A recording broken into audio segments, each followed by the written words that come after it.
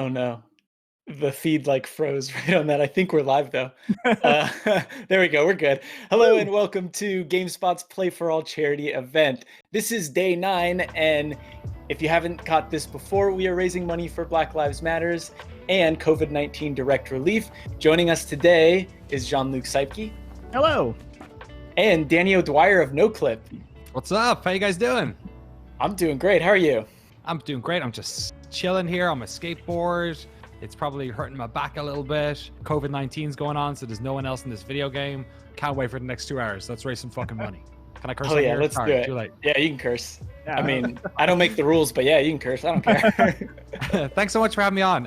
It's always fun to hang out with you guys. I miss you guys all the time, and I always like try and pop into the GameSpot office every couple of months. Like I'll find an excuse to just kind of come in and I can say hi to everyone and check in. And obviously, we're not really doing that anymore at the moment. But it's been cool setting this whole thing up and chatting to you guys. And Eric Tay, who's like spinning the wheels of steel back there, making the whole thing going.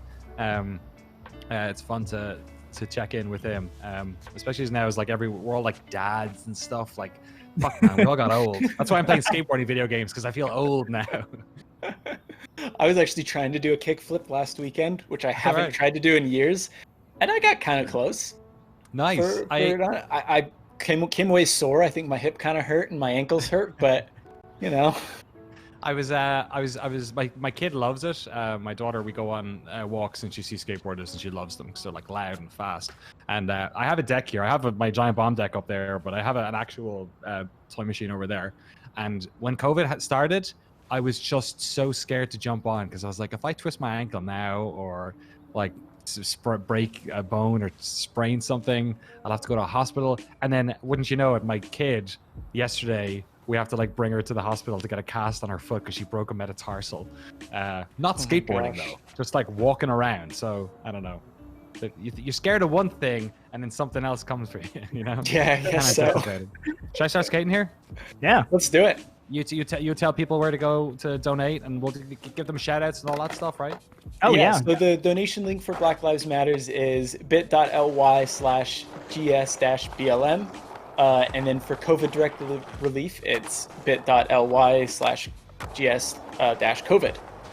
Awesome. Do we have a tweet out for that or something? And I can retweet it from the from my account as well, maybe if there's Sure, one. we do. I'll check. Yeah, Frank Howley, we've some of the NoClip community in here as well. We're hosting the stream on ours. Hassan, I see, is in the chat already. Probably going to be spamming the links. And Frank, our community manager, is on our Twitter at the moment. So if he sees this, then same thing. Just spam those donation links, Frank. We also have Matt Paget in the YouTube channel saying, up, "I will Matt? moderate you, Danny O'Dwyer." So I guess he's making sure you don't say anything you can't say. But also, Matt, if you get a chance, if you could share those links in the chat for people as well, that would be awesome. Thanks, gentlemen. How many of these have you done now? Oh my God. We do one a day, and we're on week 2, 3. All right. We're on week 2. It feels like years. Yeah, it's been interesting. It's been a lot of fun, but it's also been a lot of work. I bet. And there's a lot more work to be done. Yeah, when you sign up for something that you do every day, that first day you're like running at 110%, and then like by day 8 it's like 73. Oh no. It was everyone, I think you as well, like tweeting yesterday about like today was supposed to be the last day at E3, and I'm sitting here being like, oh God. Yeah, right. In another universe, you have today off. Right? Yeah. I'd be like sleeping, just passed out in my bed. It's wild. Yeah, so I'm basically like, we're kind of just shooting the breeze here today for the next 2 hours, talking about all your donations and stuff. But also, if anyone has any questions about, I don't know, how we're all doing at E3 or without E3 or what, you know, any NoClip questions, I'm kind of treating this as like, this is open book time. So if anyone has any questions about like Ravenholm or like anything, I'm totally okay just answering anything for the next 2 hours because it's for a good cause. So yeah. This is your moment. Sort of arcane related. I think we're talking about a little bit. What do you think of Deathloop? Yeah, what's interesting, we were just talking about it before we went live, is the trailer went up yesterday, which looked really cool, but today, I guess Bethesda's blog or something put out Amory Lewis put out an update that basically explained how the multiplayer side works, and it's way crazy because it's basically like The Crossing, that game they tried to make in the early 2000s that never came out, which was a game where you could invade other people's single player games, kind of like a Left 4 Dead when you go into one of the zombies, somewhat like that. And that's how I guess the female character in Deathloop, who they've shown a bunch of and shown you can play, you're basically invading other people's games with her.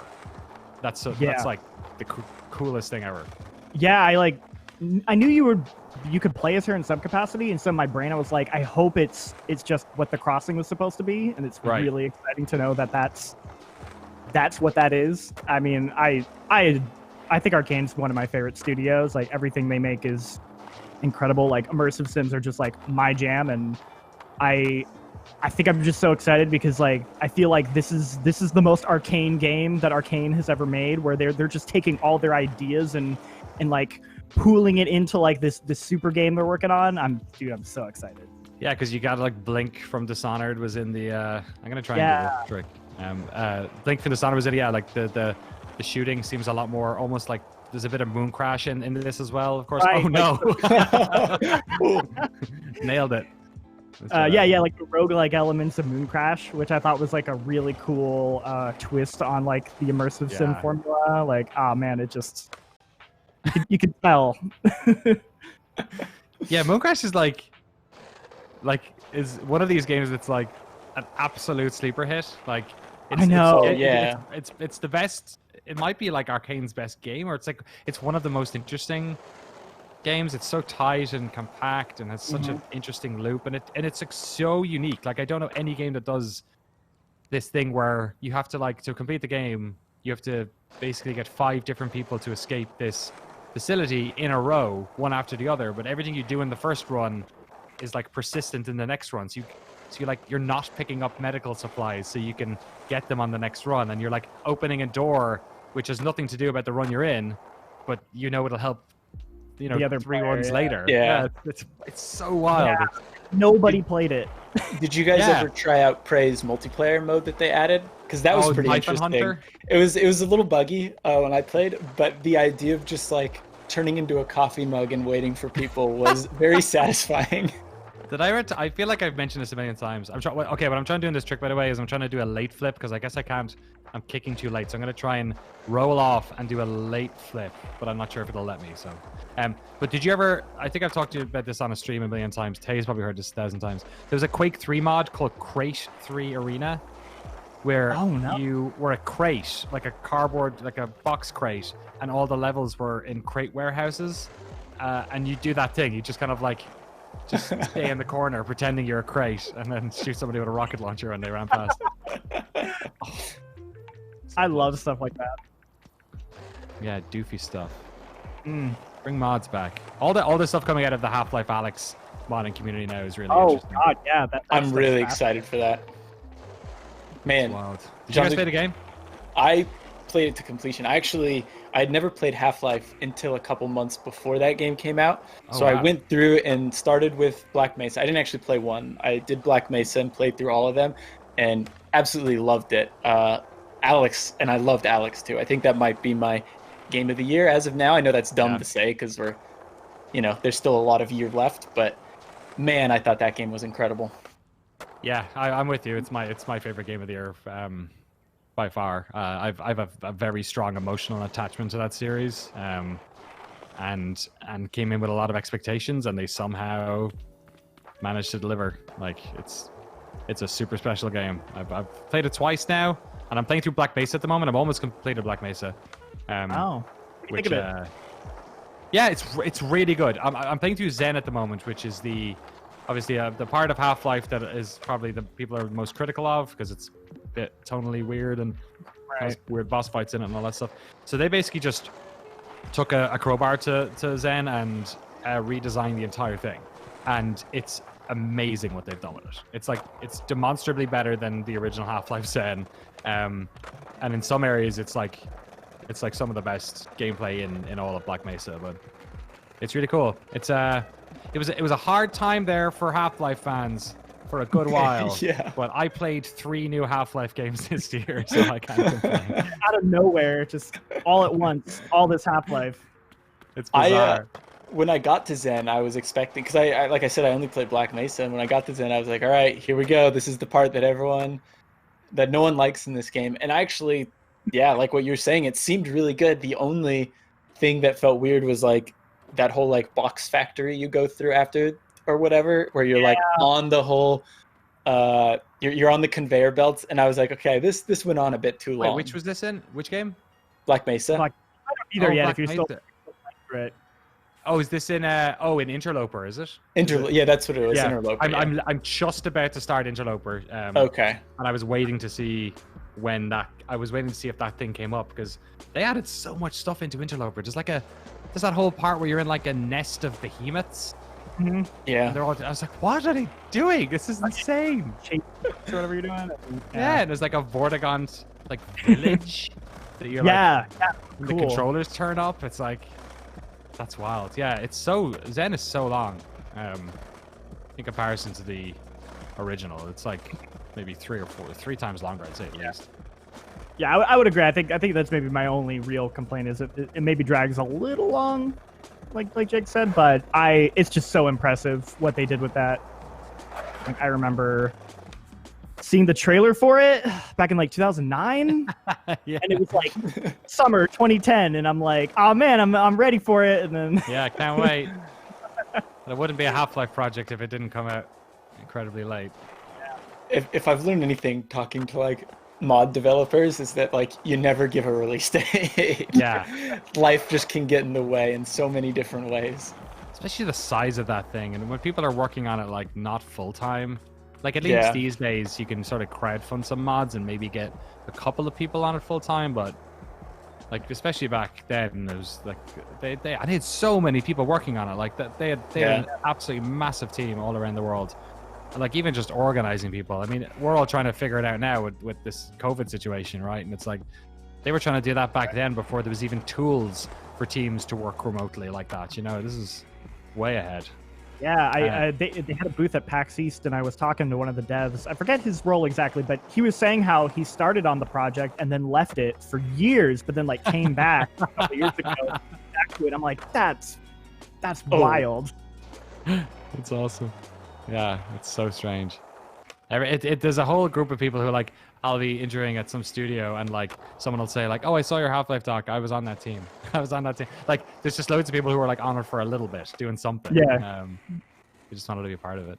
By the way, this is Session, in case anyone wants to know. Oh my god. This is a sort of a spiritual successor. Speaking of early access or mods or whatever, this is a game that I guess was announced as Project Session. I feel like maybe 6 years ago at this stage, 5-6 years ago maybe. It's one of 2 kind of Skate 4 wannabes that are on Steam right now. The other one is Skater XL, which I was gonna also play today, but it's bugging out of me a little bit. It's a bit earlier in development than this one, or a good bit earlier. But the control scene on this game is completely insane. Let me show you what it looks like. So the right thumbstick does the right foot. This does not play like Skate. It doesn't control like Skate. You turn left and right using the triggers, which is so you don't actually turn using the analog sticks. And the right thumbstick uses the right foot, and the left one uses the left stick. So if I want to do an ollie, for instance, I don't even know how to slow down. How do I slow down? Oh, there you go. Okay. If I want to do an ollie, I have to go back on the right stick. And then if I go up on the right stick, you would on Skate, nothing happens. If you go back on the right stick and up on the left, almost as if you're, basically doing the movement. And then if I want to do, so like nollies are you lean forward on the left stick, or nose manuals. Manuals are the same for the right stick. So if you want to do shove it, you obviously have to kick your, back foot front or backwards. So you basically go, you rotate to the side like that and ollie. So I did a backside one there, so I do front side. That was a 360. But the craziest thing about it is if you go fakie, the controls are now reversed. Because the back foot, I think they technically go back foot, front foot.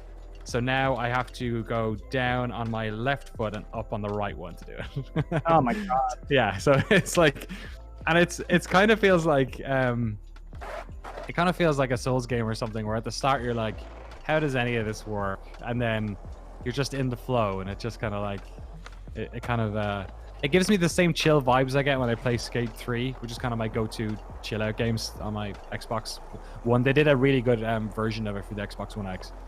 They like did a, what do you call it, like a enhanced, yeah. And it's so good. But this is my other one. But this one requires a little bit more attention. But it's fun. And then you can do all the same stuff you can do in Skate with the you can run around in this one. You can't really yet in Skater XL, I don't think. And then you can set waypoints, so I can get away from here and then go back if I want. So I can set up like I want to work on this box for a little while here. Just take a go at it and then fuck it up. Oh, nailed it. And then go back and do it again. So it's good shit. Are you looking forward to Tony Hawk's Pro Skater Remastered, or do you? Because I feel like a lot of people are kind of over the Tony Hawk style of skateboarding game when there's all these other games like this which demand more of you. They scratch a different itch for me personally. So in the same way I can enjoy FIFA and enjoy like, you know, sensible soccer or Rocket League. Yeah, totally. Yeah, exactly. Actually, that's a way better comparison. Yeah, FIFA and Rocket League.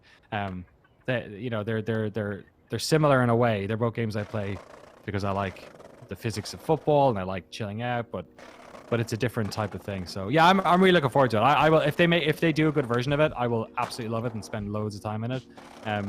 Like any Tony Hawk situation, it's always, you know, what team that they are working on. It looks like Activision have stopped giving it to teams who they're not giving much money to and are actually investing in it properly. And I think that's really exciting. And some of the videos they've already had, with like a bunch of original skaters that were in it, like Alyssa Streamer and Kareem Campbell.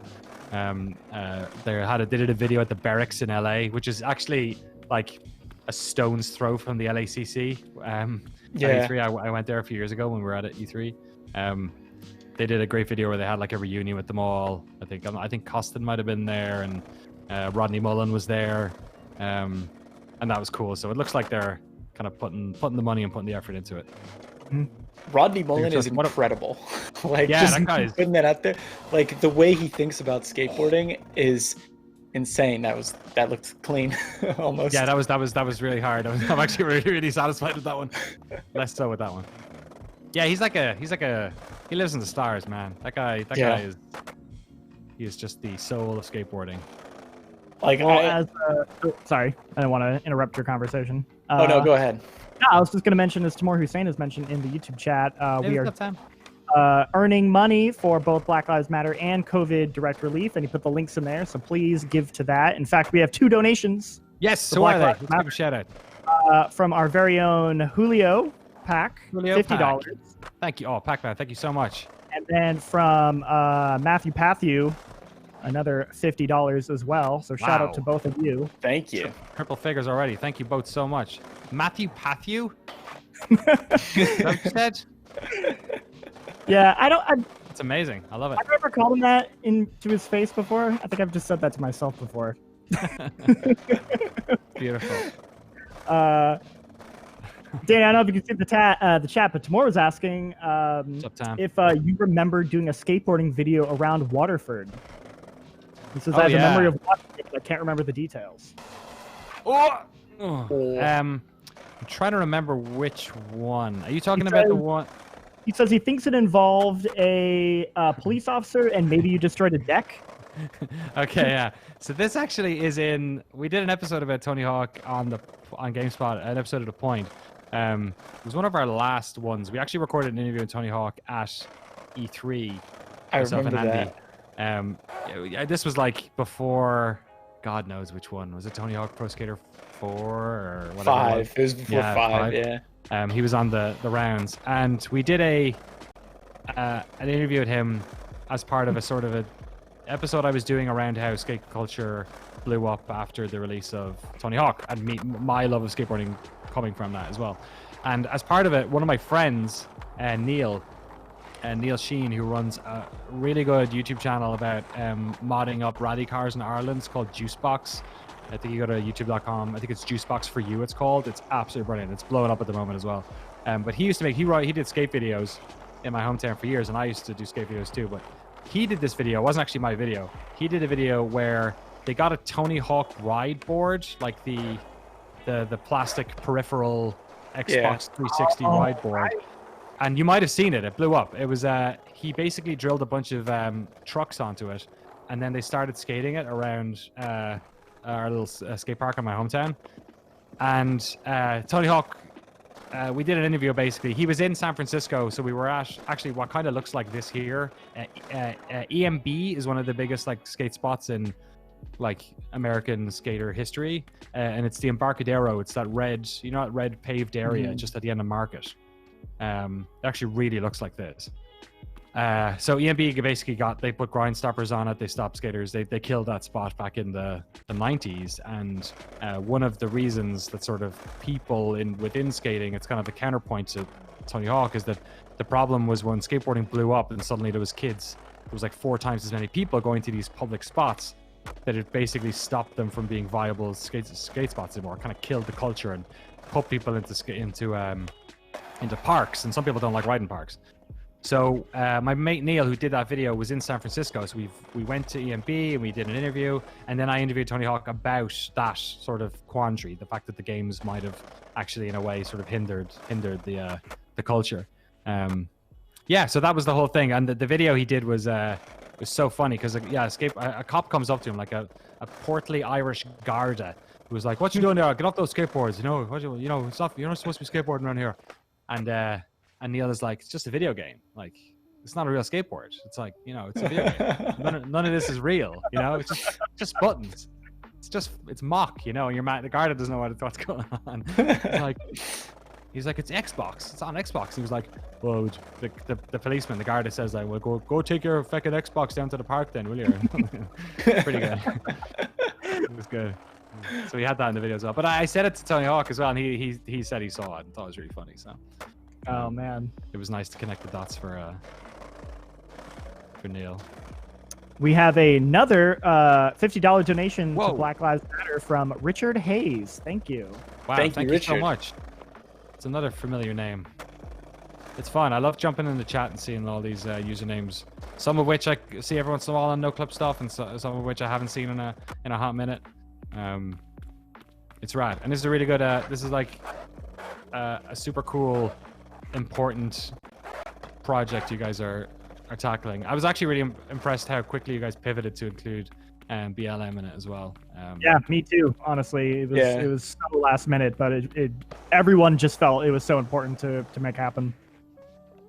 Yeah, totally. Isn't it so strange, like the world we live in now, where just expectations for things like that change in a day? Like, just so much like shit that you were like, yeah, like I'd love if they do this. Like, I'd love if people would give a shit about this thing. Or like, isn't this an awful thing that we all just kind of pretend is like normal and we can't fix?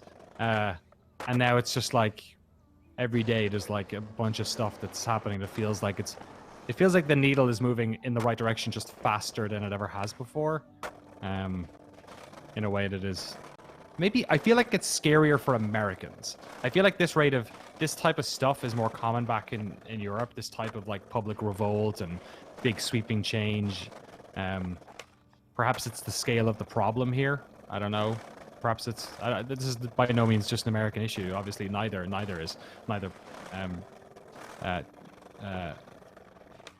touch point we're talking about here, but it is wild. Like, I was just yesterday, I was just like, just nothing, aperture of nothing. I saw NASCAR got rid of the Confederate flags, and you're like, holy shit! Like they've been fluffing on that one for years. They asked people to stop bringing them like 5 years ago, and they never did anything about it. But like, one of these just like, and then suddenly you're like, oh yeah, the pressure's there now. Everyone has to like. There's a real like, if you're not for this thing, then you're like, it's like the white silence thing, right? Like if you're not for it, then by default you are, why are you staying silent? It's kind of the thing now. Yeah, totally. It's it's been an exciting time. I mean, I don't know if exciting is the right word, but just I hear you. Seeing things like kind of what you're saying. It seems like the needle is moving in the right direction, even though it probably took way too much for that to finally happen. Like it's reassuring to see that, like, it seems like people are actually trying to make changes, make a difference, like fix the system any way they can, even if it is by small ways that, you know, at first glance or by itself may not seem like it's going to amount to much, but like when you factor in the fact that everyone is kind of on this same page, I think that is really exciting to see. Yeah, I hear what you're saying, and I heard a little bit of like guilt in your voice when you said it.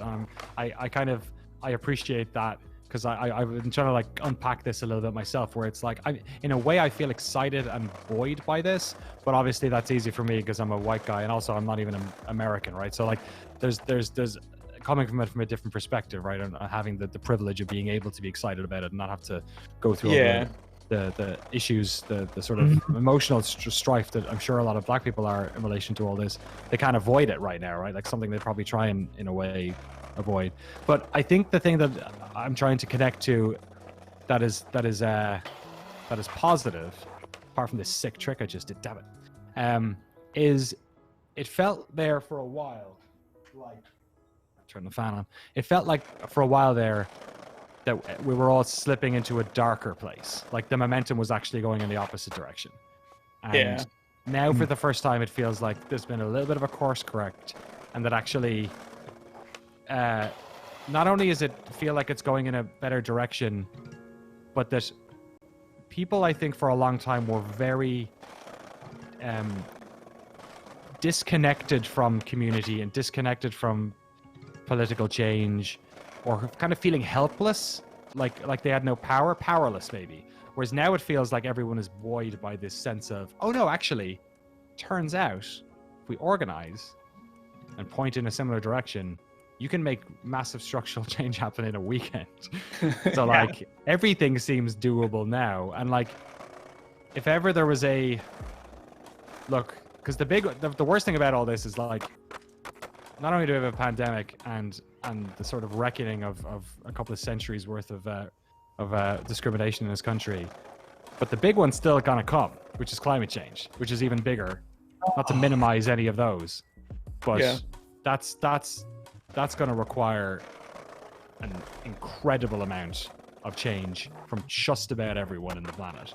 So if we can learn some of these lessons now and fix some of this stuff, and even in so doing, just kind of learn as a species how to do this and pass this on to next generation, then maybe we might be able to unify around that one. So it feels strange to be living in this. I've suddenly figured out which chapter of history we're living in, and it's like, or at least a sense of it, where it's like, okay, I'm probably not going to see a lot of these things actually come to fruition and change, but we may actually push the needle in the right direction quite a lot, and that would be kind of exciting. Sorry, I'm rambling a lot. No. It's all good. It's all good. Motivated some people because we have a couple donations. Wow. We got Frank Howley, who donated $10. Thank you, Frank. Thank you, Frank. Ryan Menez, I think is how you say that. $25. Thomas Rideout, another $25. Rideout, my boy. Thank you. And Thick Stink with $10. Hell yeah. How is thick spelled? Thick Stink. THICC. Oh, nice. Okay, I like it. Yeah, it's important. It's like Yeah, bug it's very- snacks. If they had, I was like, the minute they said it, I was like, it better be X at the end. It has to be. Yeah. And they nailed it. Of course it was. If Speaking nothing of else, that which- crowd can name good video games. Octodad is also a great name for a game. That's true. Oh, is that the same devs? Yeah, Is that same the devs. devs? Yeah. Oh, That's what they've been working on this whole time for like fucking 4 or 5 years. Oh my god. That's cool. Speaking of which, we've had actually a couple questions in the chat just asking like what our overall thoughts on the Sony press conference yesterday. I'd love to hear what you guys have to say about it. Do you want to take it away, Jean-Luc? I don't know. There was so much. I mean, overall, I feel like almost pretty much every game they showed, I was like, I want that. I want to play that. Like, I think their lineup was just so impressive. I mean, we already talked about Deathloop and just how amazing that is. Demon Souls, like, Yeah. I kind of knew it was coming. Like when Blue Point said like years ago, they're like, oh, we're working on a game. I was like, is gotta be Demon Souls. Like, there's no way it right? could be. Didn't they put out that tweet too that was like referencing Demon Souls as well as like 8 other different games? And it like Reddit just had a field day because they were like, it could be Symphony of the Night remake, it could be a Demon Souls remake, it could be a Bloodborne remake. Metal Gear 3, yeah. Yeah, Metal Gear 3 was in there too. They just took a bunch of a bunch of words that, you know, people relate to those games and threw it into a sentence that didn't make sense. That's too funny. I'm so excited, not only to play that game, but I think for like other people to play that game. Like, I've never played Demon Souls. Have you? Neither have I. I have played it. I've never finished it though, actually. So I've been meaning to go back and finish it. So maybe I'll go back and finally do that before the remake comes out. But it's just like, I think that game still does things very uniquely that other later From Software games haven't gone back to, which I think will make that game still feel fresh and interesting, you know, as opposed to just like an interesting curiosity. Like, I think it still holds up in a lot of really like spectacular ways, because it's almost got this like, I don't know if you know much about the structure of the game, but basically you can play it in any order you want, where you have like the hub area, and then you go to these different zones that you are like building over time, and you can go in any direction you want in the game. So the game is kind of like intentionally built that way, and it's, I think that like dramatically changes people's experience with that game as they play it. And you'll see a lot of interesting parallels where you'll see like, oh, this is where like the Bell Gargoyles from Dark Souls originally. This is like the OG Bell Gargoyles, or this is like the OG Blighttown. And I think also that game's way weirder. Like, I've heard that. Yeah, it's like it's way more Japanese folklore-y maybe, Mm-hmm. or like than Demons or Dark Souls is kind of a little bit more. Yeah, a lot more gimmick. Nice. A lot more gimmicky in terms of like the bosses and the enemy design, and like they tried a lot of weird stuff that they've slowly been kind of like sanding the edges off, I feel like, over the years. Not to say it's a bad thing, but I there's something about how weird Demon Souls is that I still love. Sorry to interrupt, but it looks like we got a donation for COVID. It looks like I just saw it shoot up. It looked like it was, I don't know, but I definitely saw it shoot up. Yes, that is a $50 donation from Tim Downing. Wow, thank you so much, Tim. Thank you, Tim. Tim Downing also donated $50 to Black Lives Matter as well. Whoa, Timmy D in the place to be. Thank you so much. Thank you so much. We have Downing or Downing? Downing. Downing, awesome. We have a comment here from Oliver Luddy too, who says, Danny, I got my results back from that interview in Peace I did with you. I got distinctions in all my stuff, so I'm going to college in Galloway soon. In Galway, awesome! Congratulations, that's right. I'm so glad to hear that. It's been a weird year for all the folks back home because the way Irish exams work. So you guys do like your SATs, right, at the end of the year. Mm-hmm. But you're also graded throughout the last 2 years of your high school, is it? You send off stuff to college based on like stuff you've done already.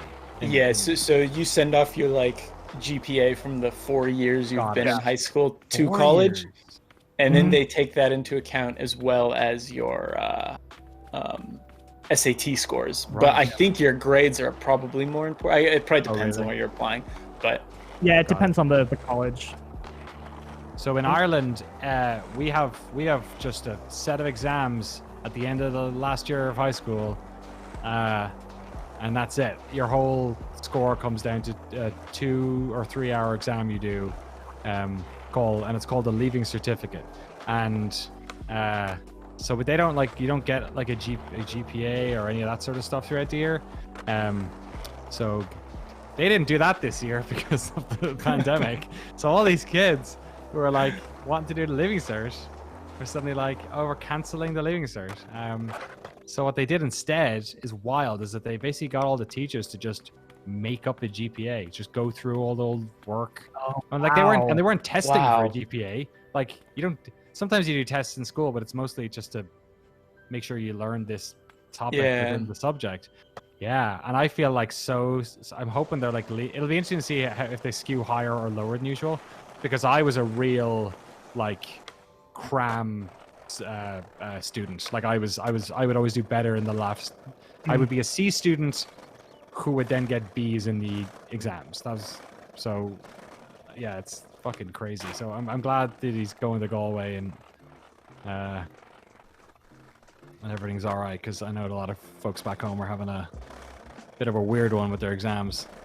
Oh, I have a friend from Ireland who now goes to Berkeley. I think he just graduated cool. from Berkeley, and he was telling me that he was like, "Yeah, the way you guys do testing here is way less stressful for me. Like, I can just take these tests. Like, I can take a couple tests throughout a semester rather than just waiting until I'm done to just hit all of it at once."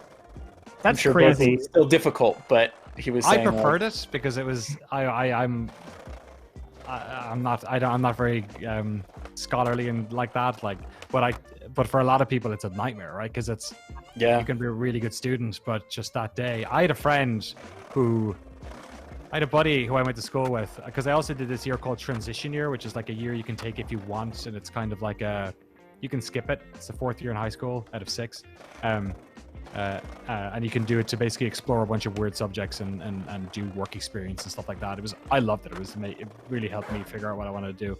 But I had a friend whose father died while we were in 3rd year, and then I ended up being in school with his younger brother because I did transition year and he didn't. And the day before our economics exam, which I'm pretty sure was the last exam both of us were doing, and probably most people, his mother died, both from cancer, and he just did the exam. Like I think you can defer it and maybe do it later in the year, but like nobody wants to do that because you basically spend weeks studying for this 2-hour slot. And literally the following day, we were all outside and he walked in and like the whole class gave him a big hug, and then he went in and he fucking killed it as well. I think he got like a B or something, which is really hard in economics. Yeah, so it's a really weird vibe. Like the Leaving Cert is like, it's just we do it already, and there's another one called the Junior Cert, which happens after 3rd year, which is basically like, just the same one, but you get points in it as well, but it doesn't mean anything. Like it's kind of just like a dummy run for the other one. But it's so strange, and it's also like, most schools in Ireland we all wear uniforms, but nobody wears uniforms during the exams because the school is technically closed. So it's also kind of like a weird summer camp vibe to it as well. It's like a rite of passage back home. It's a strange sort of thing. So it's sad that people won't be able to do that in a way. It's kind of like the graduations over here as well, where kids aren't able to have that last little hurrah with each other kind of thing. Yeah, that kind of sucks. I feel for folks, because it is kind of celebratory as well. I've seen some smaller schools like just have their cars pull in to like in view from the car, which seems wild. At that point, I feel like let's just do it online. Yeah, drive-through diploma. That'd be awesome. Hey, if Taco Bell's open, we can do some. You should be able to do drive-through diplomas, right? God, just like the kids would just like the diploma. If I just graduated though, I'd like gun it out of there after I got my diploma. That is the thing. Yeah, is actual graduations. They're fun, but like, just having to sit there in the ceremony is like, oh my God. I have like ADHD though, so like I just can't. I can't stand sitting in like big things like that. It's wild. We never did graduations for high school. We did it for college, but we don't have them for secondary school in Ireland. Oh, we even had them I had mine for middle school even, which was like really? wild. Yeah, it feels pointless. It felt more of like here's just something to like make you feel like you're doing something, but like it's like a good point. We're just going. Like, my high school is like literally was across the street from the middle school, so it's like this doesn't mean anything. Like we're crossing the street. Yeah, I was in a weird thing in college because my degree was like, I think we were the first year to do it, multimedia, and it was basically like web development and a bunch of like audio production and stuff. Whoa, that was a bug.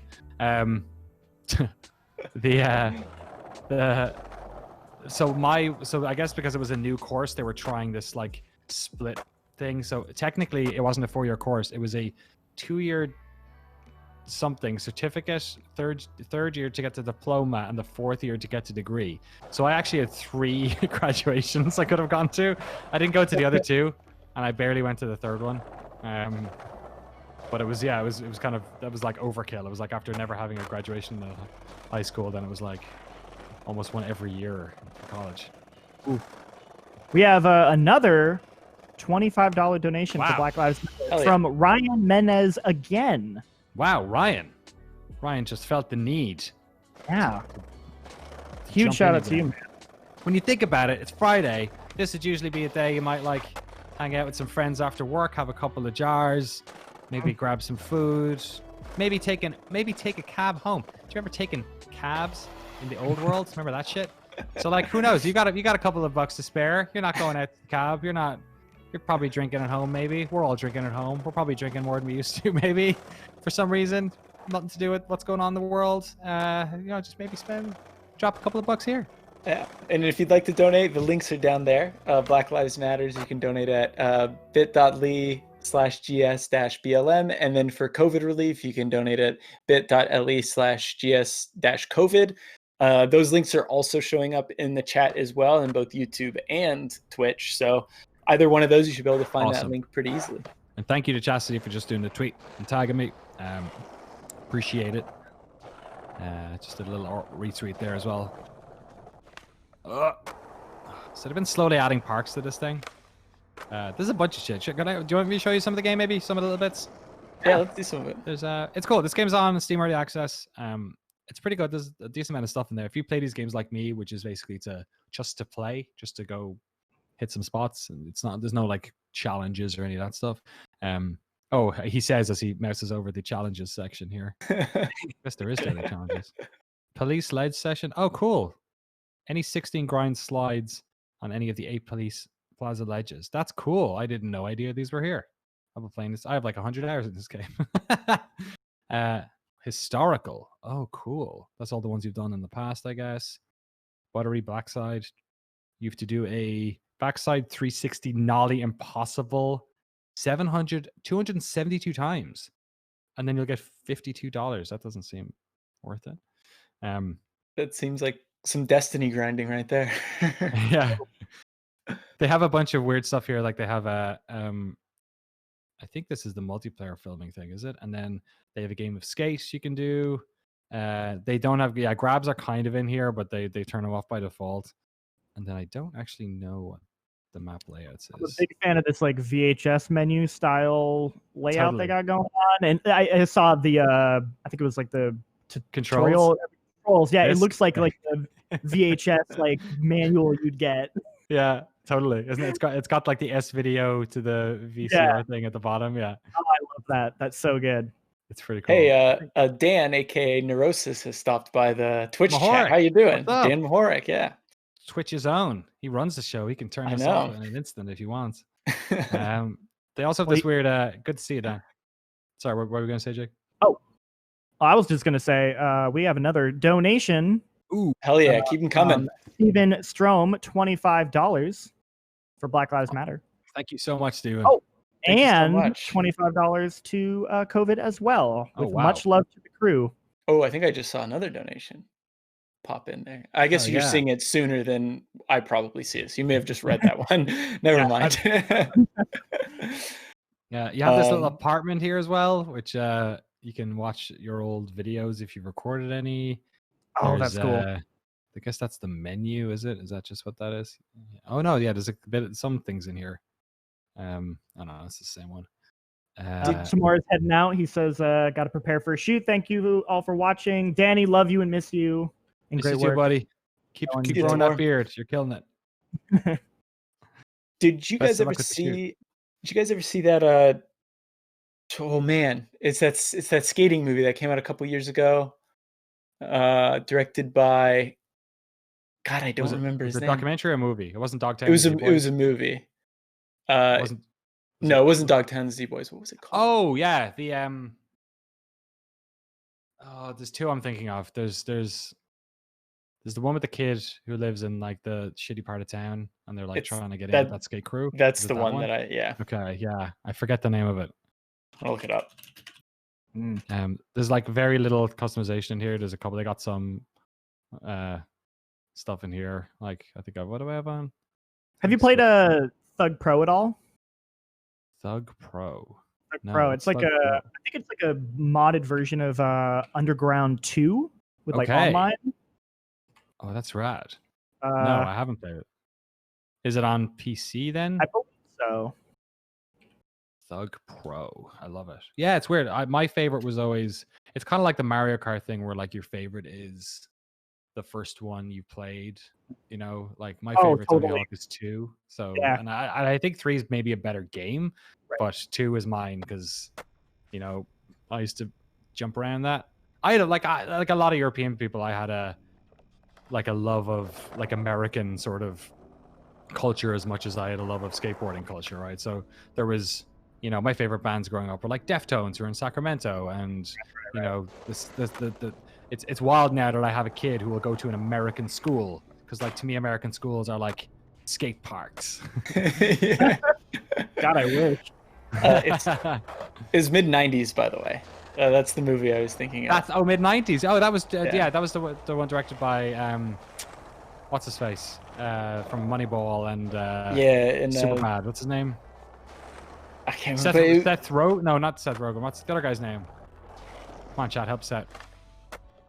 Someone knows for sure. I don't know how I can't remember. I saw it not that long ago, and I remember really enjoying it. And it's really good. Like my childhood definitely wasn't that stressful, but like the whole skater culture, I definitely remember because I'd hang out at skate parks all the time, and like I'd take my skateboard with me everywhere. And like parts of it, I was like, man, this. And growing up in the mid '90s too, I was like, yeah. I remember a lot of this, or early 2000s, late 90s, I guess. Somebody has a mini disc player at one stage, I think. It's like a real... Foggy Bear says Jonah Hill. Jonah Hill. Thank you, Foggy Bear. Thank you. Man, Foggy Bear's in both chats. Oh, man, killing it. Shit. As Matt Padgett pointed out, Thug Pro, it's a mod for Underground 2 on the PC. Awesome. It's like a total conversion mod. It's got a really cool community, and people do wild shit in that thing. I definitely recommend checking it out. Cool. I love all these little mod communities. We're doing I'm editing at the moment a documentary on Command and Conquer Remastered. Interviewed a bunch of the folks who are working on that, and it's been fun. They basically set up a community council, and this is EA, mind you. They set up a like a group of modders and people who like hack the game so you could still play it online and all these things. And they were basically involved throughout development. Actually, they were involved before development started. And they would like okay designs and give feedback on like graphics and audio. And like it was this crazy situation where like the equivalent would be like when they're making the new Tony Hawk, getting all these Thug Pro people to basically okay the new designs and stuff like that. Right. And it's super cool. And it's interesting because it's like they nailed that remaster. Which makes sense because it was done by Petroglyph, who are basically that is what Westwood Studios kind of divided into the folks that went to EA LA and the folks that stayed in Las Vegas, and they went to Petroglyph. So it's basically the same people, but yeah, I was nice. Pick up them today. Nice. I was looking at the Digital Foundry video, and I was just so impressed with how it looked. Like all the original like videos and stuff looked like so. You would just like assume that stuff would be like lost to time and it would be like this super like crappy compressed file, but like they were able to like find those original files or kind of. So yeah, we have it in the doc, but basically, and I know Jim Vasella is like they were pretty transparent about all this when it was going on, but they couldn't find the original tapes, and then they thought they found the tapes, and then they were just VHS backups or Betamax backups of the shitty compressed versions. So what they ended up doing was Frank Lepacki, who's the guy he's the composer on the original CNC and like the original like Dune 2 and all this stuff. Guy's a legend. He wasn't the audio guy on the game. He only did music, but he went back through and remastered all the audio for them. And then they basically pulled the console versions because they were slightly higher resolution than the PC ones. And then they used machine learning to basically up-res them. Wow. Damn. Yeah. So they found an algorithm that worked after months of playing with it with the community. The community had basically already done a lot of this work. This is how they had fixed the problem. So they basically through the power of sort of like Petroglyph and EA behind trying to find like the best possible way of upraising it, and they used machine learning to make them better. So it's weird. It's like they actually didn't. It's something that like 5 years ago we wouldn't have been able to do that. Yeah, and because it looks so good, like I just assumed like, oh, they must have found like the OG files. Like it looks amazing. Wow, dude, yeah, man. Shout out, like, you know, modders. They keep our games alive in ways where, you know, you have all those like older games where companies didn't do the best job preserving, you know, the code or whatever, and modders, they find a way. There's so many games that like communities that just about stuck around enough for a studio to do a sequel. Like Counter-Strike is obviously a big one where most of the people who stuck around were actually, and I'm a Source fan, but most of the people were that 1.6 community that stuck around. And when CS:GO came out, like a lot of people who were working on it were ex-Counter-Strike players, or a lot of the people who were like sort of who built the foundations of the CS:GO community, which is now massive, was all from that. So it's cool. Not to mention the fact that is a mod, like Dota and like so many things.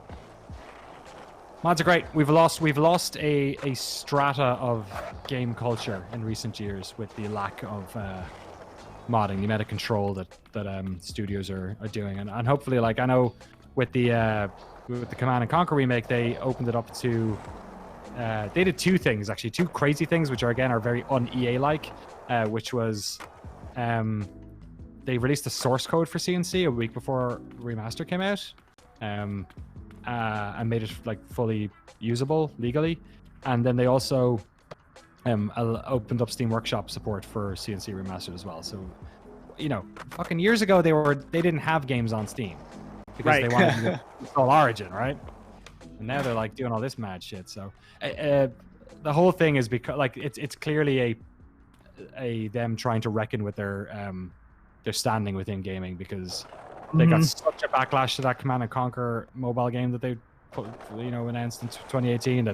That's why this whole game came together, because they saw the backlash and were like, uh-oh, we need to fix it. Yeah. Yeah, one of my favorite like obscure studios is Night Dive Studios. They're the guys who did the enhanced editions of System Shock, and they're doing like that remake of System Shock 1, because their like bread and butter is just like finding the most random obscure PC games and like getting them to run on Windows 10. Like, you know, you got things like System Shock, but then you got like honestly not good games like Harvester that are just like terrible, but like they're doing that work anyway. Yeah. And I'm like, God bless you for bringing these obscure, not great, you know, games from the 90s, but letting people play them in 2020. That's amazing. Not to constantly be pimping NoClip stuff, but we also have an interview with Steven from Night Dive Studios going up in the next month. Jeremy's editing it at the moment, I think.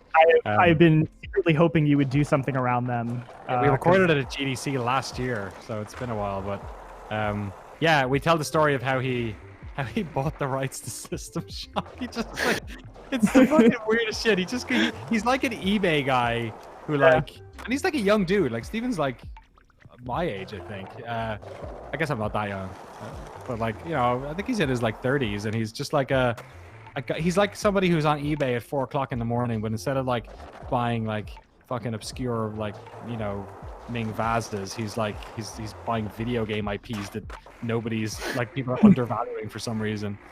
Yeah, well, System Shock was always the crazy one, because I remember everyone being like, yeah, you'll probably never see anything with System Shock ever again because it's like held by some random guy with a holding company. Like it was like all these like weird layers of 5 people owned it, all this shit.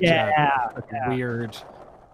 Yeah, we did in our GOG video, we covered some of like the weird things that happen when companies go bankrupt when they own IPs, and IPs end up getting like fragmented to all these different companies and like you know, investment groups, and like who don't even know what's on their portfolio. They don't even know what they have, and they don't have like an arm that will sell it, like that'll split up their portfolio. It's just all this weird business puzzlement that has to go on so that we can play fucking, you know, fucking Legacy of Kain or Daikatana or something. It's just like, it's so strange.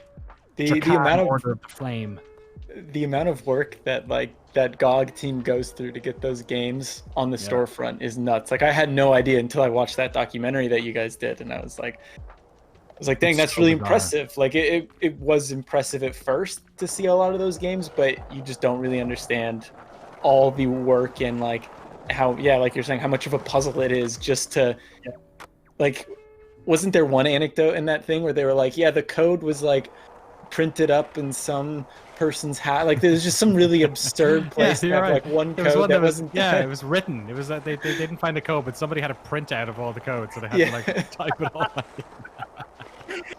Oh my god, it's so strange because you assume the lion's share of the work on those is like programming and compatibility, and actually GOG leans on like DOSBox for a lot of that stuff, and DOSBox do a lot of like custom wrappers for them and stuff like that, and they have programmers there, but a lot of it is it's just biz dev, and that's why like No One Lives Forever is the one that they've gotten so many of them. Like they had like 5 or 6 games that people thought we'd never see, and they basically have 5 of them done, but the last one that no one can seem to get is No One Lives Forever, and they've been working on it for years, and it's just caught up in a licensing nightmare where somebody's holding out or doesn't care, or it's in like a family dispute or something like that, you know, like somebody's estate. Like it's just something bizarre. We just want to play this like 60s style FPS. Although, you know, maybe Deathloop is taking a little bit of No One Lives Forever kind of style. I don't know. I cannot imagine the email threads, the years of back and forth. Yeah, totally. Like just following up again, you know, every 6 months. That's what one of the guys we interviewed said. He's just like, it's like that. You know, it's a lot of communicating with people. And they're like, he said like there's this weird Polish company called CD Projekt who are like, you know, asking, because they're part of the CD Projekt group. They're not CD Projekt Red, but they're part of sort of CD Projekt, right? The umbrella company. Oh, I wonder if the success of CD Projekt Red has either made it easier or harder. Because on the one hand, they have the name recognition, but on the other hand, I can see those people being like asking for more money. Yeah. For it, you know. That's a good point. There's like recent headlines about how like CD Projekt are now the biggest developer in Europe. I think they just surpassed Ubisoft. Which I mean, Ubisoft also have studios in a lot of them in Canada, so I'm not sure if that includes those two. Maybe it does, but yeah, cost of development is certainly cheaper in Poland, and they have also managed to sort of like latch onto a lot of the Polish development talent, because you get a lot of these. Ireland's quite like this too, where you have like a high level of like people going to college, because college is you know, I think it's free there too, and a lot of people who are good at programming and engineering and those types of jobs, but a lot of them leave, right? They go to countries where they can earn a lot more money, and Polish people certainly were going to a lot of countries in Europe for years because the zloty against the euro was so advantageous. You could go work, and I had Polish friends who worked in Ireland who would work there for like 4 or 5 years and then go home because they had the deposit for a house, you know. So they've managed to retain a lot of those people in Warsaw, and it's getting harder because there's like a really fucked up right-wing government there, and their constitution's getting torn apart, and they're sort of in like the liberal center in Warsaw, but there's other ways in which life is becoming kind of less fun in Poland. So but they've managed to, they're a big studio, even bigger than we were last time I went there, and that was like, it only bubbled up to 350 I think by that stage. It's wild. Getting sick of the skate park, might go somewhere else. All right. Well, that's a good time to remind everybody that we are doing this live stream with Danny because we are raising money for both Black Lives Matter and COVID-19 direct relief. You can see the URLs both on the stream right here as well as in the description. So please, if you have some spare money, as Danny mentioned, it's the Friday. Take the money you would normally spend taking the taxi. Money. A Taco Bell, that $5 you're going to spend on 58 tacos at Taco Bell. Guess what? It'll make you sick. A lot of people happy. Exactly. As good as they are. Yes. Or if you know somebody who is willing to donate or has some money, direct them to the stream. Get some people in. Spam your friends. Spam day. Twitter's turned into the fucking Wild West, folks. We're all just like retweeting about the protests and everything. It's like it's. There's never been a better time to just smash that RT button. Like it's like it's going out of fashion. Just do it. It's all for a good cause. Absolutely. In fact, we actually just got a donation, as we were talking about that, from Shell Comics, who donated $25 to Black Lives Matter. Shell Thank you. Comics, part of the NoClip community, one of our stalwarts in India. What time is it in India at the moment? What is it? What are we here? It's 1 p.m. here. India, it's like, are we midnight? Is it midnight? I'll look it up. Yeah, let me see.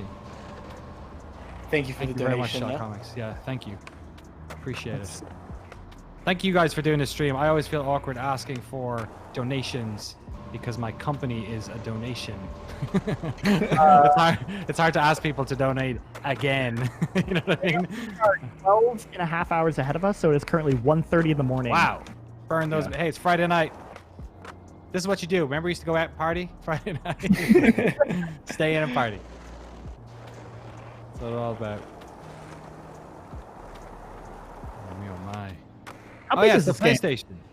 Oh yeah, it's not massive. Like the New York area I was in at the start was kind of the biggest area, and then there's kind of like a bunch of these maps. They're a good size though, because like you know, the thing about like skating games is that you're essentially doing the same like 4 things over and over again.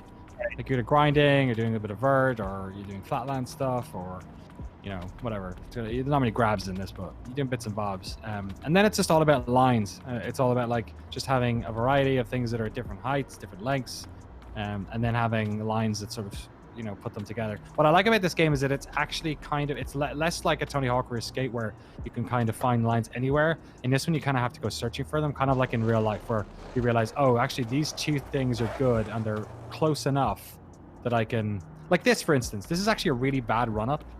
Like, there's no good way to grind this. Like, you don't really have enough speed here. It depends if you're regular or goofy, of course. But like, if I'm goofy here, I can try this. I'm facing the right way, but I don't have enough time to get the speed. And if I'm goofy on this one, I probably don't want to go in on my back towards this. It might, I don't know. It depends, I guess, how confident you are. But there's not really that much of enough space to line up and also get the shallow angle you need to hit it. So that's cool, because in another game they'd probably like open this up a little bit for you, but what I like about this one is you kind of have to like, oh, maybe this stair set's better, but look at this stair set. Like, what a shitty exit. Like, right?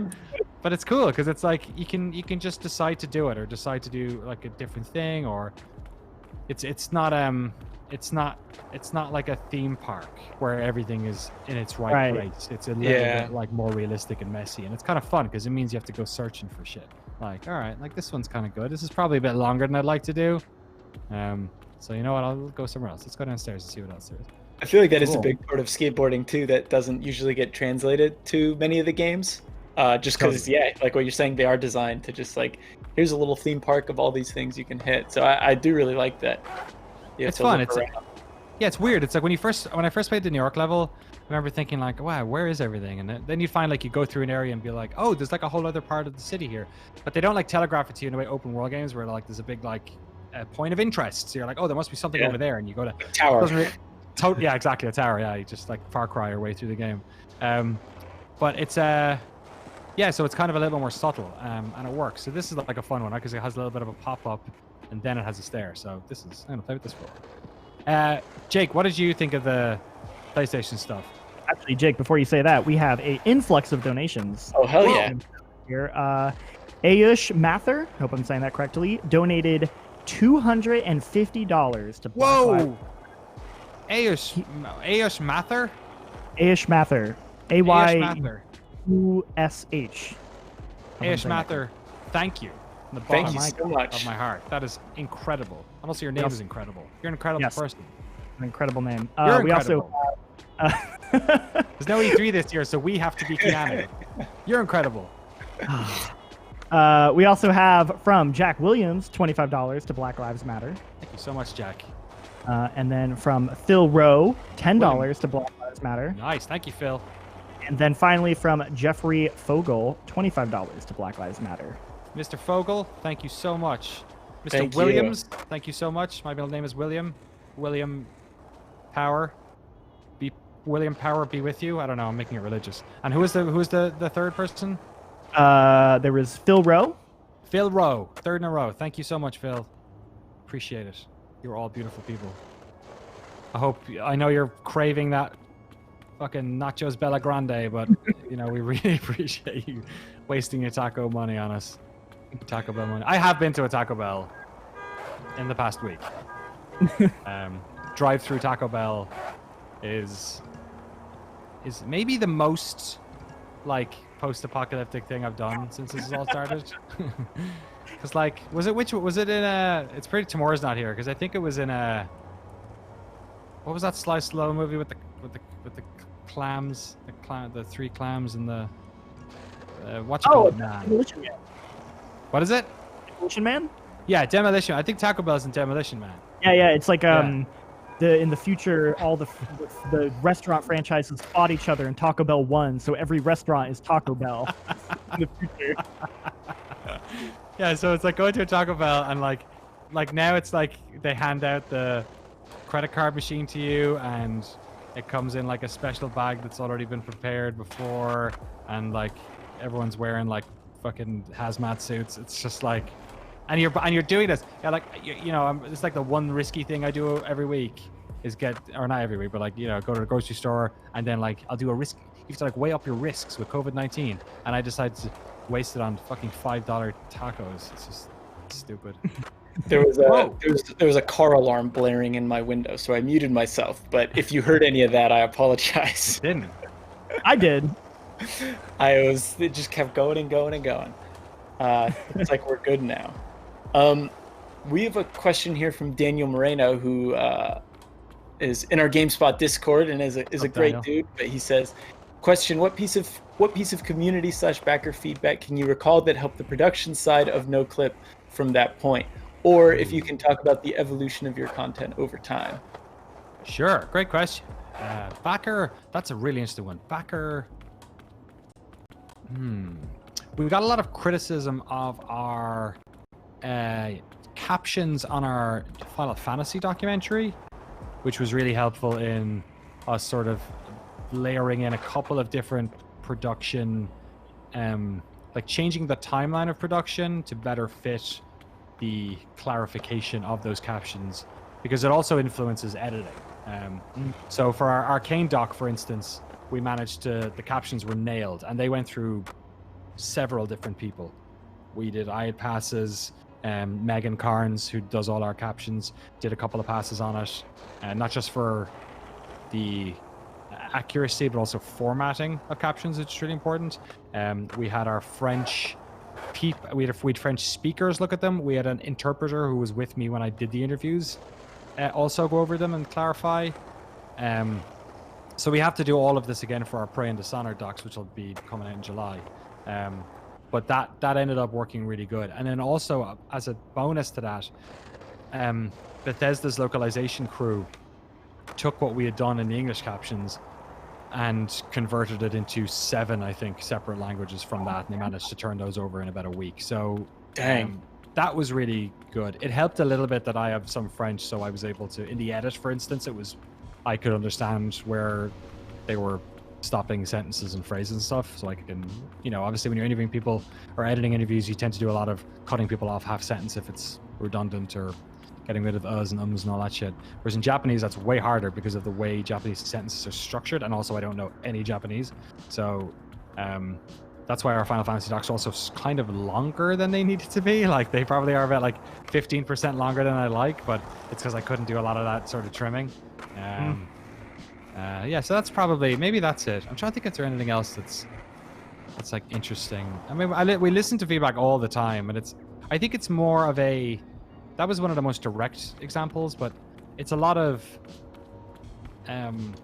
just kind of like looking at the windsock before, you know, looking at the flag on you know, before you take your swing, where it's one of the considerations, but it's not everything. It doesn't account for every decision you make.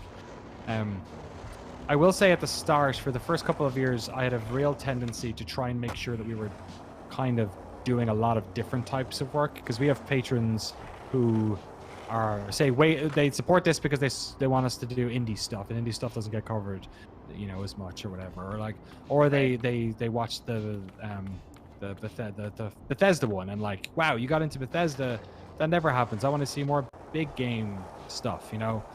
We're a really small team. It's myself and Jeremy Jane who edit everything. So, or 99% of the stuff. Esteban Martinez did an awesome job on one of our docs as well. And if you like our stuff, you should check out his channel, Hold Back to Block. He does, basically, it's like NoClip of fighting games, because we don't know shit about fighting games. That community is kind of its own vanguard. Spooky one he worked on. That was really well done. Yeah, it was rad, wasn't it? And he just released his Killer Instinct documentary. It's an hour and 40 minutes. So if you like AI, yeah, people have blown up about it. I was watching Derek Hughes tweeting about it, and people are really into it. But yeah, we're a small team, so it's kind of hard to, you know, placate everyone. But I think what's cool now is that we've kind of done so much work that people kind of trust us. Like, they know we've done big games, and they know we've done small games. They know we've done docs, games you've heard about, and other ones you haven't. But I've completely stopped trying to gauge what'll be popular or not. Like, some of the shit that goes up, I think, is going to be like, oh, this will be huge, and then it's like, I guess people were kind of worn out on that. And then sometimes I'm like, oh, this is a game that I really like. I want to put this up and see what happens. Like, we just put up our Dwarf Fortress thing, and it's like fucking one of our most popular videos in forever. And I'm like, fucking, like, it is, because it's like, because I fucking love it. And like, but I just didn't think Dwarf Fortress had like SEO or whatever. And like, and we don't do stuff for SEO, but like, obviously when you're making something, you like have an idea of like how it's going to hit the ear, you know. So that's like a fun surprise. Oh, yeah, me and Jake definitely have that as well. Where we're like, they should do really well, and then like it doesn't, and then you just put up a random video on something that you got, and it blew up. Like, I'll be like, there's no way this is doing well. I'm just gonna do this because I want it to be up, and then it does well, and you're like, all right, well, now I'm eating my own words. I do want to point out that Timur has returned to the chat. Demolition Tam has returned because people were talking about Demolition Man. His Tam was summoned. I heard Demolition Man being mentioned, so he's back. He's back in it, everyone. Yeah, we were talking about Taco Bell, buddy. We got a couple more donations. We have another $25 from Shell Comics for Black Lives Matter. Wow. Oh, wow. Thank you so much. And then Jack Williams, who had donated to Black Lives Matter earlier, has now donated $20 for COVID. Wow. Thank you so much. That's incredible. How much have you guys raised? Like 22 grand or something? About there, yeah. That's insane. Total. And we got, 4 weeks left of this too, so. Oh, yeah. Wait, so you're doing it for 6 weeks, not 4? We're doing it for 6 weeks, yeah. Danny, it's a lot. It's a lot. If you need me back for another one, I'll be happy to. I'm sure. Well, yeah. If that is the case, I'm sure like Luke or Chastity will graciously hit you up. Wild. Can I talk about some of my PlayStation stuff that I was Absolutely. Go for it. Happy, okay, thank you so much. I was on Jeff Keighley's Summer Jams yesterday, on his live show for the pre and post show for it. So apologies if you've already heard me rambling about some of this sort of stuff. Obviously, with Self and Jean-Luc talked about Deathloop before we started. That was like one of the coolest things. I love Hitman, and I'm really happy. Yes. Like no surprise there. Like it's been known that we did a doc on him last summer, and it's even before that it was common knowledge that Hitman was going to come back, and I'm not. I think they'd even said that it was going to be a trilogy by that stage already, and.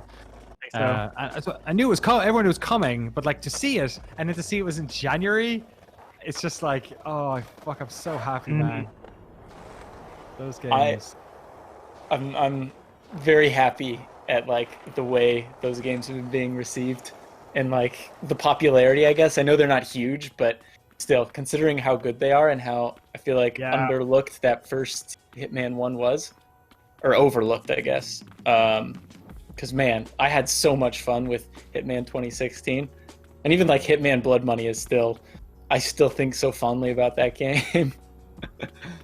Yeah, that's it for me. I loved Blood Money so much, and Absolution was like okay, but it's just like it wasn't what I wanted, and I just sort of like resigned myself of like I don't think I'll ever get Blood Money. I'll never get that itch, but yeah, I'm so. And they were sort of like after the Square Enix thing, like there was a real worry there that IO Interactive wouldn't be around anymore, right? And to see 2 turn around, especially after the backlash to the episodic stuff, which is so unfortunate because like it 100% worked for that game. Like it made it a better game. Like, but the sort of conversation that was going on around that stuff in the periphery, where people, where studios were sort of like, people felt like they were being nickel and dimed for content, which was completely understandable. But it just wasn't really the case for them, and also they're not a big studio, so they had to get the game out piecemeal, and also it worked from a gameplay perspective because those are levels you're meant to play over and over and over again. So I'm glad they've managed to sort of shake free of that criticism, and also they've leaned into the sort of bizarre tone of those games, like Zanzibar stuff, the what's his name, the model. What's his name? Helmut Kruger, right? Yes. Yeah. Like all that. Like, I think they were worried that people maybe wouldn't vibe the same way as that, but like the audience is totally in lockstep with them on that, and I think that's so cool. I was just gonna say the last level of the second one, Hitman 2, where you go to that like weird like rich person society, and they're all it's like really, the final level, the arc thing.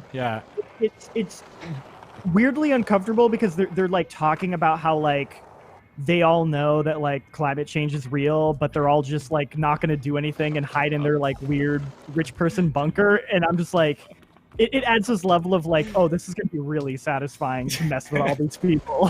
It's so good. But I was going to say with Hitman 2016, I remember me being one of those people. Not that I necessarily thought it was a ripoff. I just wanted to wait for the entire thing to come out and play it all in one sitting. And I remember after I played through the first 2, I was like, after the first 2 missions of it, I was like, man, I should have been playing this as I went. I missed out on so much. And like, it's clear that I should be replaying these missions.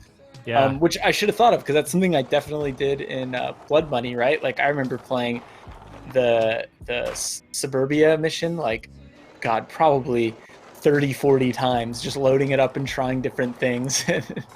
Totally. I did the exact same thing. Like, it's even with best intentions, I think there was something about, we just weren't used to it. Like, they were kind of a couple of steps ahead of the curve, and it actually, sometimes that works out and sometimes it actually happens to your detriment. So yeah, it's a bit of a shame, but I'm right there with you. When you think about people, like, there's a lot of people who like never actually played the full version of Hitman Code 47, like the first one, but they kind of think they did because they played the demo like for 20 hours. Oh yeah. Yeah. What else? I'm trying to think what else from the PlayStation thing. What do you think of the actual system? Me and Jake were talking about this a little bit before. Oh, how it looks? Yeah, what do you think of it? Oh, it's a fucking beautiful nightmare. Yes, I love it. It's so bad. It's so bad. I love it. It's like, consoles have become like the sort of like goal of consoles over the past couple of generations has been to fade into the background of your room setup.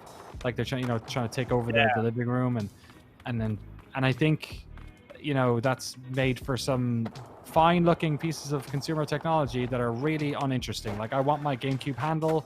I want, just like stupid-looking grills on stuff. And this thing just looks like Alienware made a fucking router.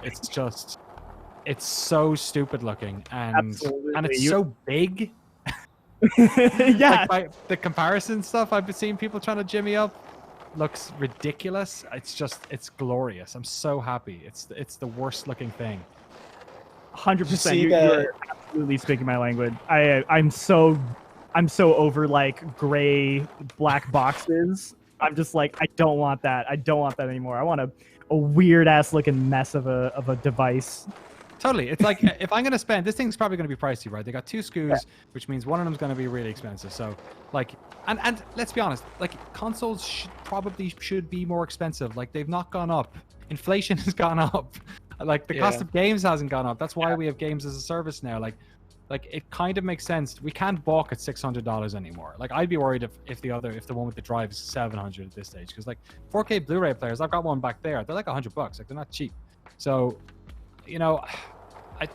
I think it's going to be pretty expensive. And you know what else is expensive and a waste of money is fucking modern art. And this you get both. This is a gaudy statue that you can keep in your living room, and also it plays fucking 4K movies which cost $40 each, and also video games. So awesome. It's brilliant. Why not? It's 2020. There are no rules anymore. Everyone's taking a look at their lives and changing stuff. In our Discord, I think it was in our Discord, someone shared a Photoshop of, like, I'm sure you've seen plenty of them by now, but the one I liked a lot was they basically turned the console into a coat, because, you know, it's got those little flaps on the side. I put a head on it and arms, and it's just like, that white thing looks like a coat. And I'm like, all right, that's awesome. I like that one. Yeah, totally. It's going to look, you just know it's going to, because it already doesn't look contemporary, but you know it's going to age like fucking like a wet apple. It's just gonna I love it. It's gonna look so stupid so quick. Or they're weirdly ahead of the curve, and that's like, yeah, or everyone's gonna that's where copy things it. are headed. It looks like a Quantic Dream Games future. You Yes. know? It's like David Cage made this console. Yeah, exactly. It's Or like, this is what people expected Apple products to look like before, like the iPods and stuff, before, like, you know, those circular iMacs that were supposed to look all futuristic. Yeah, this is like a college project where somebody they were told in their college graphic design course to like imagine what an iPod will look like in 20 years. Yeah. And this is what they made. You know, it's like, it has no style at all, but it sort of has it's futuristic looking in a sort of overly overt sort of way. Yeah. So are you guys partial to the PS5 design over the Xbox One? Like, that's kind of a weird question, because I feel like there's not really, I mean, there is a design with the Xbox Series X, but it is just kind of like a column. Yeah, well, I did say that I am like not into like just boring black boxes. I like how they made the biggest boring black box. Like, it has that monolithic power design. So like I'm into that. I think that's like interesting. Yeah, I agree. It is artistic in its sort of minimalism. It's not like perfunctory looking. Like, it kind of actually looks like it's making its own weird artistic statement, but it's just it's the difference between, like, you know, I don't know, it's like different types of modern art, right? Like that sort of like minimalist, you know, look, and something a bit more trying to grab your eye. So weird. What other games are you excited about? Horizon Zero Dawn? Zero Dawn? Hidden West? Very excited for that. I really like the first one. Can I tell a story we've never been able to tell on NoClip before? Absolutely. I'm not sure if I'm actually allowed to say this, but I'm just going to say it anyway because it's past. So years and years ago, I remember we used to tell this story on NoClip, that there was a game that we were doing a doc about, that when we were doing the interviews, we went into one of the rooms and accidentally there was a whiteboard that had the name of the sequel and the entire map for the game. Oh. And now finally, I won't say what game, but now that game has been announced.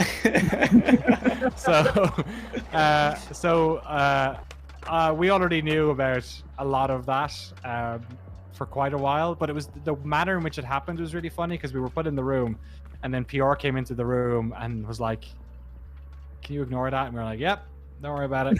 Like, their eyes, like, oh god. Yeah, we saw people working on, like, I won't say anything else, but like we saw it. We were able to then join the dots with other stuff we had seen while we were there. So it was kind of like, I was like, oh, that's really exciting. I like that direction. So yeah, it's cool that it's finally out. We don't have to. I've had a similar experience. I won't say what it was for, but like, I went to a studio and they had announced the game, but they hadn't showed anything on it. And they gave me a whole tour, and they're like, "If you see anything on monitors, you didn't see it." And I was like, "All right."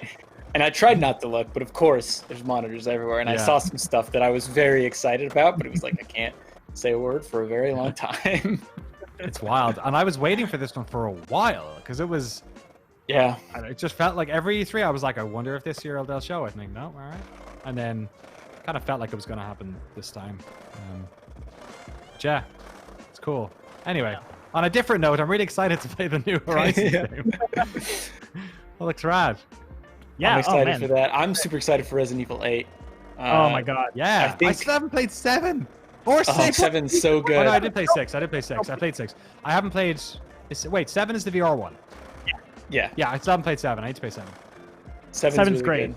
7's so good. I don't know if you've seen much of what they were showing about 8, because they showed the trailer, but they also revealed some other details about it. I know. I don't know anything else. They've shown they've shown the UI, and it straight up has like the attaché case with like the Resident Evil 4 Tetris menu. Oh, funny! For, like, You're your kidding. item. You can see a currency system. You know, they're talking about how it's like the map is more exploration based than 7, and I'm just sitting here being like, if you're telling me that this is basically 4-2, like a 4-2, but with like the survival horror elements of 7. Yeah. This Dude, may be one I of my thought it was a remake of 4. When I was watching, like within the first 20 seconds of that trailer, I was like, "Oh, this is Resi 4." These guys look like the what are they called? The guy. the Plagas, the Ganados. Yeah. It looked like them. They had a lot of the same. Like there was a dude with looked like a big hammer jumping off a building. It had the same art palette. I was like, "This is totally 4." And like by the end, I was convinced. And then when I came up and said it was 8, I was like confused and a little maybe disappointed in a way. And then a minute later, I was like, "Oh no, I guess they're just doing 8, but they're kind of doing a 4 style version." But to hear that they're doing the radio, like the inventory system that way and stuff, as long as you don't have to cart around, the president's daughter for the whole thing, I'll be happy. Yeah, I mean that makes me, because there's that rumor that like, oh, they're going to do a remake of 4, I think they've confirmed it, haven't they? I'm not 100%. Maybe they did. Sure I thought a couple of months ago. They said that they were doing. If this Or maybe version it was 3. No, they did 3. 3's out. To go the way I thought they're going, where it's kind of like a weird version of 4. I'm like, do I even need a remake of 4 at this point? Totally. If I'm with you. Kind of like, Yeah.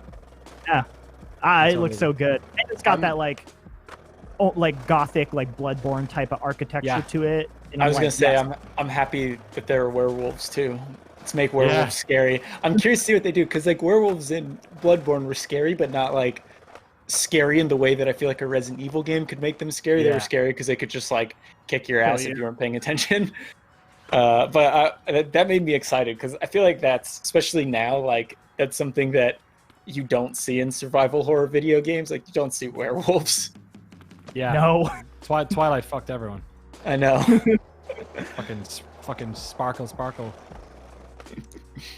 Matt Paget in the chat has posted the links for both of our donations, Black Lives Matter and COVID-19. Just as a reminder, we are raising money for both of those organizations to help those people out. We also have a $5 donation for Black Lives Matter from, I'm going to try really hard to get this last name correct. It's Bavo Debra Keller. I always say debauchery, but I'm not sure if that's correct either. Okay. Bravo is another part of the NoClip fam. Thank you so Fantastic. much, Bravo. They donated $5. Thank you so much. I'm killing this rail, all for you, Bravo. Matt's got an interesting story.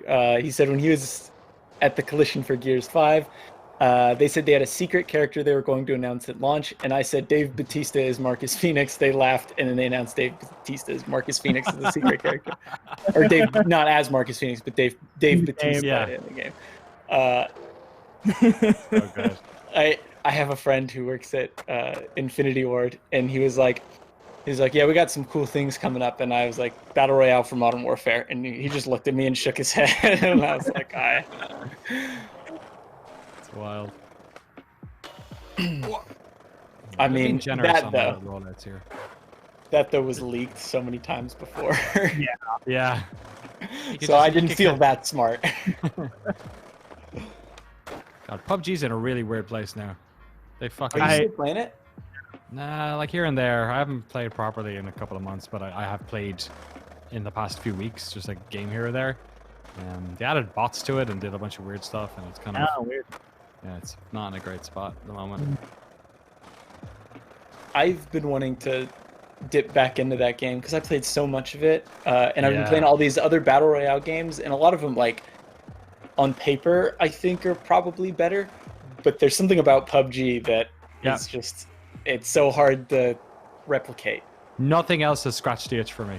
No other game has scratched the itch. I get it. I totally get it. Yeah, I just love how I love the realistic style leanings of it. Like, it reminds me of playing games like Rainbow Six and you know, like Arma and Operation Flashpoint, stuff like that. You know, it's in that lineage a bit more. Yeah, the real like early 2001 feel Totally to it. Yeah, I miss all those types of games. Like, I shit, I keep fucking switching. I'm trying to do this thing. Even like, because I really enjoyed Ghost Recon Breakpoint for what it was, but like, as someone who really liked those older games, it was kind of like, oh, this isn't quite what I was hoping for. They did add realistic mode, which lets you tweak the settings and whatnot, and that does make it pretty fun. That. Is that fun? The like hunt mode or something?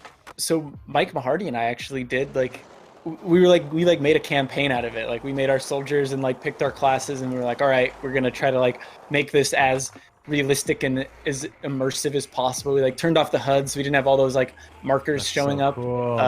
And that was a lot of fun. It's something that we've been wanting to revisit, but you know, video games, there's a lot of them. But it was actually a blast. Like, I'm excited to return to that, and I really hope, like, you know, making games really hard, but I hope Ubisoft like kind of maybe caters to the old school audience at some point, because like even with Splinter Cell is a game that I wonder if Timur's still in chat, but man, do I miss those old Splinter Cell games. Splinter Cell.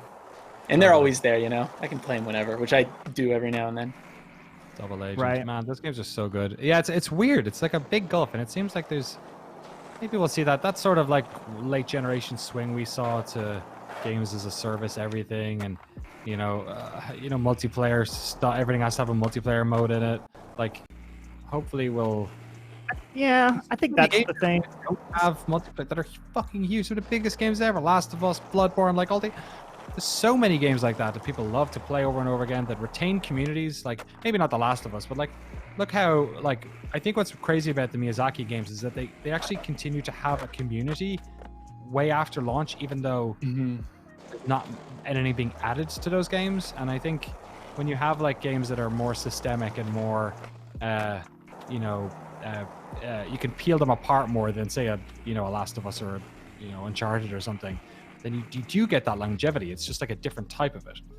I guess you can't maybe so easily, but Yeah, it's not an original opinion, but I definitely miss when Ubisoft games felt a little more different from each other. You know, where Splinter Cell felt different from Ghost Recon, which felt different from Rainbow. Even though like on the surface they all seemed the same, but like they all felt so unique in the way they played. And I miss Splinter Cell so much. I'm really surprised they haven't done anything with it, because like, without Metal Gear now, there's such a gap for like that kind of game, that like tactical espionage stealth game.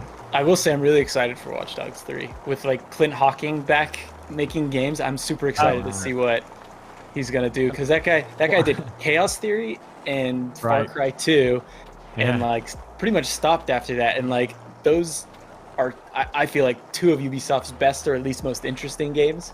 So I'm super excited to see what happens with Watch Dogs 3. Really curious about how that game's gonna feel in the current 100%. That's true. Yeah, that's the whole other side. Which, remember when that game felt contemporary? Like, like fucking, it's whatever. Like, digital future. Do we trust Facebook? Brexit's going on, and now it's like, dude, that was fucking episode 1. Welcome to season 5 of 2020. Did you guys play much of Watch Dogs 2? I played hardly any of it. Okay. But I have of the actual game itself. But I've racked up like maybe 15 hours just driving around. Yeah. The area. So I like drive around Lake Merritt, and that's like pretty much what I do. Yeah, it's such a well-made version of the world, but like I didn't vibe with the, what they were going for with the characters and stuff. It just wasn't me. Yeah. Yeah, but my favorite thing about that game, though, or one of my favorite things, though, was that there's a mission where there's like a Martin Shkreli type who buys an album, and he's the only one who can listen to it. And your objective is to like hack into his accounts, empty his accounts, then release the album to the world. Yeah. And I was like, all right, this is pretty good. I like this. That feels like ancient history now. I know, right? Jeez. God, yeah. That was like Is he years in ago. prison now? Yeah. Yeah, that sounds about I right. think so, yeah. I can't wait for half of this fucking administration to be in prison in the next 4 years. This is gonna be wild. Although I'm not sure if Biden's gonna go for it, but man, they should fucking scorch the earth with these motherfuckers. Absolutely. Hopefully, God, hopefully. The next, just let November come and go. Like, oh my God. You know, just wait, it's gonna be like voter fraud. It's just like I said, season 6 and 7 of 2020 are just gonna be. Oh yeah. That's why I play Session, man. Just sit here with my buddies here, raising money. Find some sick lines. Exactly. You can't take that away from me. Speaking of which, Find. Speaking of which, if you'd like to donate to Black Lives Matter, you can do so at bit.ly/gs-blm, or if you'd like to donate to COVID direct relief, you can do that at bit.ly/gs-covid. And we are reading out the donations as they come in. And thank you all so much for the support. Thank you all so much. We're the last 25 minutes, right? So, like, yeah, you get got 'em any in. questions, send them to us. You got some extra bucks you want to throw towards it, do it. And of course, we won't be, actually, we'll still have a lot of coverage tomorrow because there's a bunch of not E3, but E3 press conferences happening tomorrow. Oh, is there really? There's the Future Gaming show. Yeah, and I think there's PC the PC show, and there's the Guerrilla Collective. Oh, yes. So there's a good amount of stuff going on. But these streams happen Monday through Friday, usually around the same time. It kind of changes depending on the guests. But stay tuned. Keep stopping by. Share with your friends. Share with your family. Share with your neighbors. They're at home. Don't worry. They're there. Knock on the door. Yeah. Please donate. Get on in there. I'm gonna jump. This is my favorite trick. I'm gonna do it again. I love this trick here. It's so stupid. Little poppies. What else about the PlayStation thingamajigger are we hyped about? One thing that they didn't really, I guess I don't know how you show in a press conference, but I'm really excited to see what they plan on doing with audio, because I remember that was a big thing that Mark Cerny was talking about in the interview, I think, with Wired last year. So I'm super curious to see what that is going to actually be like when when people have their hands on the console. Once again, I don't know how you'd show that, but it's so hard to show so much of this because like HDR doesn't show, frame rate stuff doesn't show at the high end, resolution doesn't show, like a bunch of YouTube is compressing the hell out of it, 100%. Yeah, there's just like there's so many barriers to what that is now that you just kind of have to go on faith in a way. You used to be able to go into a GameStop and just look at the console, but like, I mean, I guess you still can do that, but you might kill 10 people on the way there. So you gotta weigh these things up, It's the world we live in these days. Did you guys see the thing where people were like thinking that all the talking heads in between the games were digital renders? Yeah. They didn't like the lighting. The lighting was really good. They just had a really good backlight on them. There's like this furious debate, I want to say, in the GameSpot Slack, where it was like, is this a person? Is this a real person? Was that a real person? And like we were like waiting at the end for them to like reveal that they were all fake, but then it didn't happen. I'm like, I guess those were all real people. It felt like it felt like one of those like mismatches that happens when like you'd record. This happened a lot more back in the old TV days, but like you'd record on like a European frame rate and then upscale it to American, where there was something going on which didn't feel right, and then people were trying to figure out what it was. Like maybe all those interviews were filmed in 30 or something, and then maybe it's like some weird. Yeah, but it wasn't. Yeah, they weren't. They weren't well lit. Yeah, they weren't fake. Also, I think they were probably on longer lenses than usual because they probably had to do them in. Actually, I don't know, because they had Angie Smets and a bunch of those Guerrilla folks who were obviously in Amsterdam. They didn't get on a plane to do that, so Yeah, I'm really curious about that. And Herman. So they would have done all those guys. They would have done 4 of those interviews in Amsterdam. Because Jan Bartz was there as well, and a bunch of the other guys from Gorilla. Not to be confused with Gorilla Collective, which is on this Sunday. Do you guys remember, I think it was before Metal Gear Solid 5 came out, Kojima was tweeting images of The Office, one in Fox Engine and one real, and he was like, which one's real? Oh yeah, it would be like a desk plant or something like that, and it'd be like, one's the Fox Engine, one isn't. What do you think it is? And I'm just like, I don't know why I thought of that, but no, it was like pretty tough to tell them apart, but also, but it was like, I mean, it's an office. Like, I don't know. I've never been to this office. Like, nailed it. You can pick up Seipke, by the way, on Steam if you want for, I think it's like $20 or something. Yeah. Or you can spend those $20 donating to one of our charities, just like Justin Gluvna. Love you, Justin. Who donated $25 to Black Lives Matter. Thank you, Justin. Hey, Justin Gluvna, thank you so much. You've made the world a better place. Sorry for talking over you, Jean-Luc. Oh, no, all good. I said I think if I said Justin by accident, I meant Dustin. Dustin. Oh, that's even better. Dustin on me. In the place to be. I think the game automatically is sucking me slightly towards these little rampy gents. I know. I feel like we've seen those a couple of times now. Yeah. I think they're giving me a bit of help. I got no scratches on this deck. That's usually a sign of like skater embarrassment. If you got trucks that are clean. Oh, the trucks are grand a little bit. The deck is too clean. Does the deck and truck wear as you play? No, they should add that. That'd be fun. Yeah. Have a little mesh on it and it just gets all scratched up and shit. So snap it. I'd love to have snap decks. Snap decks would be great. Yeah. This laminate land way too hard. Matt Padgett was saying, I think Sony said they filmed them at their homes. Some were definitely using webcams. So maybe it was a case where they like took everyone's thing and added some like kind of work on it, and that kind of gave the appearance that it looked unnatural, and that's what happened. Oh, okay, I could see that. Like I know what they did.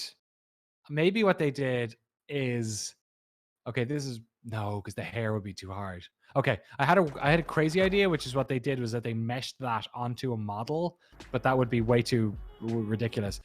Yeah, what they probably did was they added like depth of field maybe artificially, and all the lighting is maybe done on like a slight subsurface level.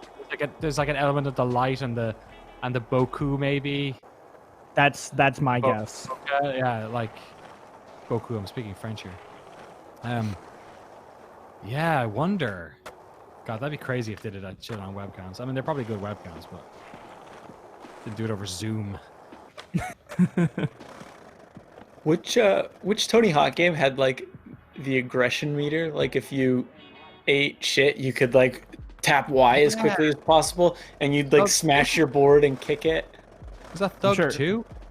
Might be. It feels like it would be a Thug. It would be a Thug sort of. I'm sure Matt mechanic. Padgett knows and will respond soon in the chat. Let us know, Master Padgett. We're in the last 15 minutes almost, folks. Get those donations in. Buy me a new. I'm gonna snap my deck. I need funds for a new deck.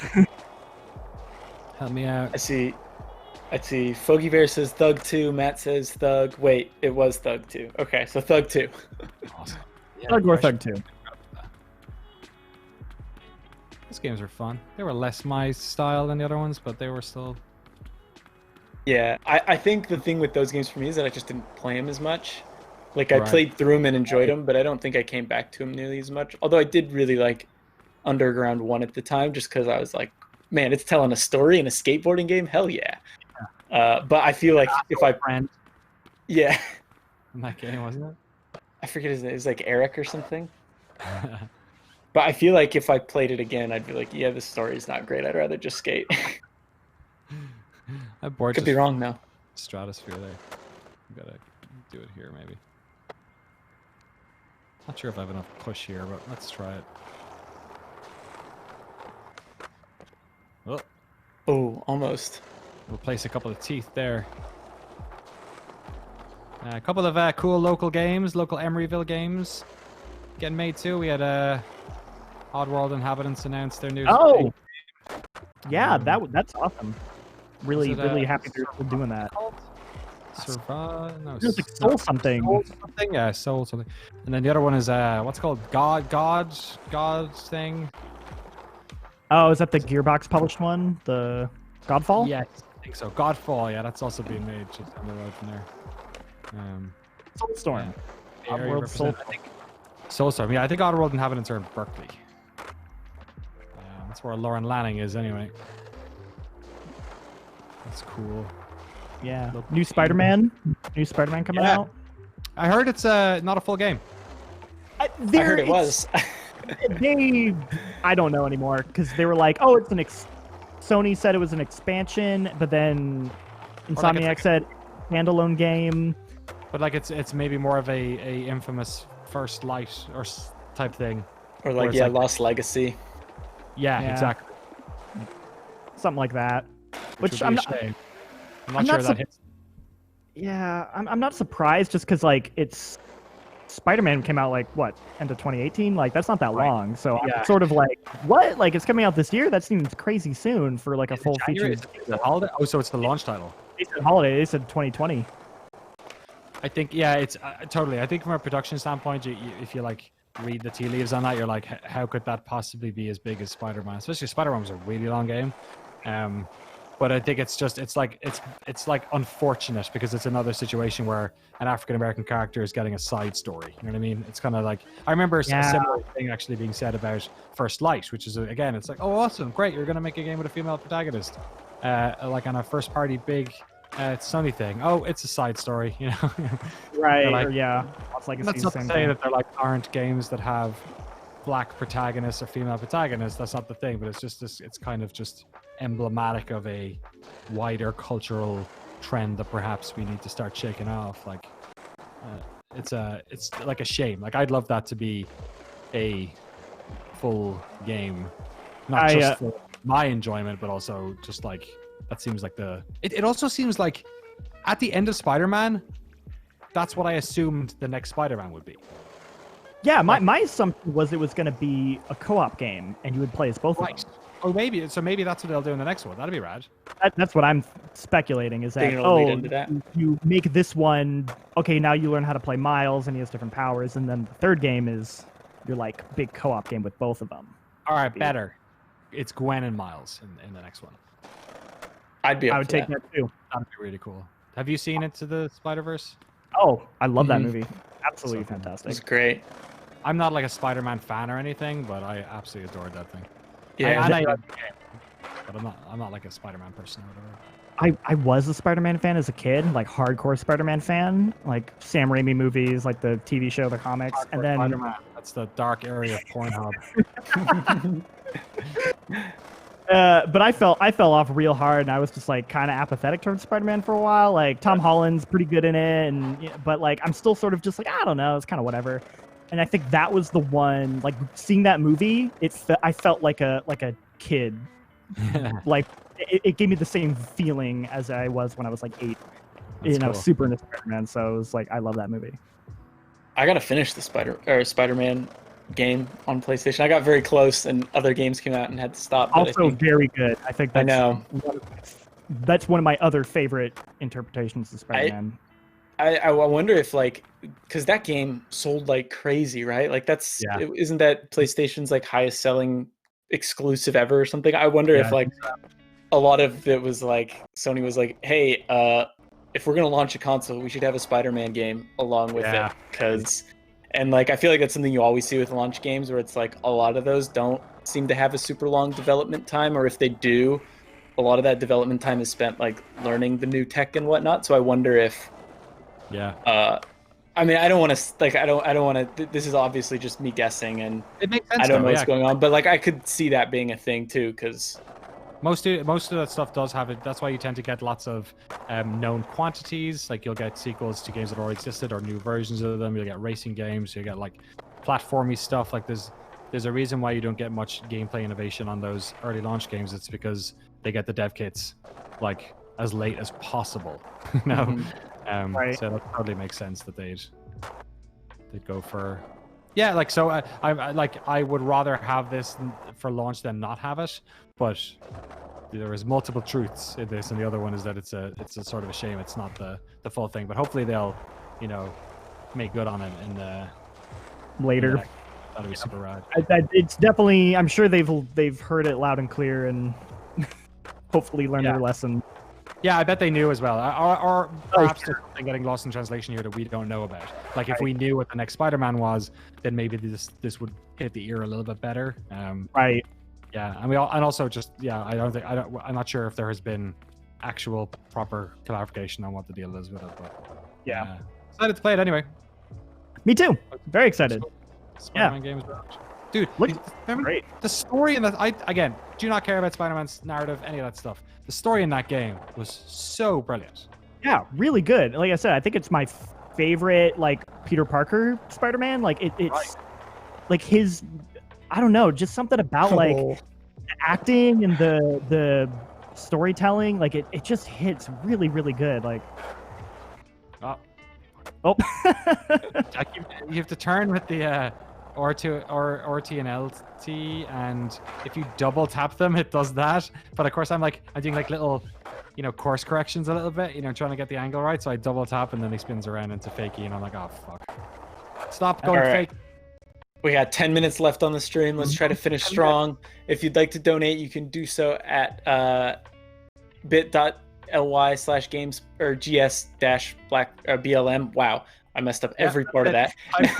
Google and you got it. All the links are in the chat, so you can find those. But once again, thank you so much for tuning in, and keep it coming. Let's finish strong. Yeah. We're vibing here. This is good shit. I'm enjoying we're shooting the breeze. Absolutely. Thank you for being on, Danny. This has been a lot of fun. Just chatting. Great. Totally. There, I nailed it. Hey, you hit it. Ah, nice. Only nutted the rail a few times. I know, right? Yeah. He's got no testicles, digital Danny, but the price you gotta pay. It's like joining the like a eunuch sort of group. You gotta hand them in when you start straightening rails. What are you guys doing for the rest of your Saturday? You got some more work stuff going on, or Saturday? Sorry, Friday.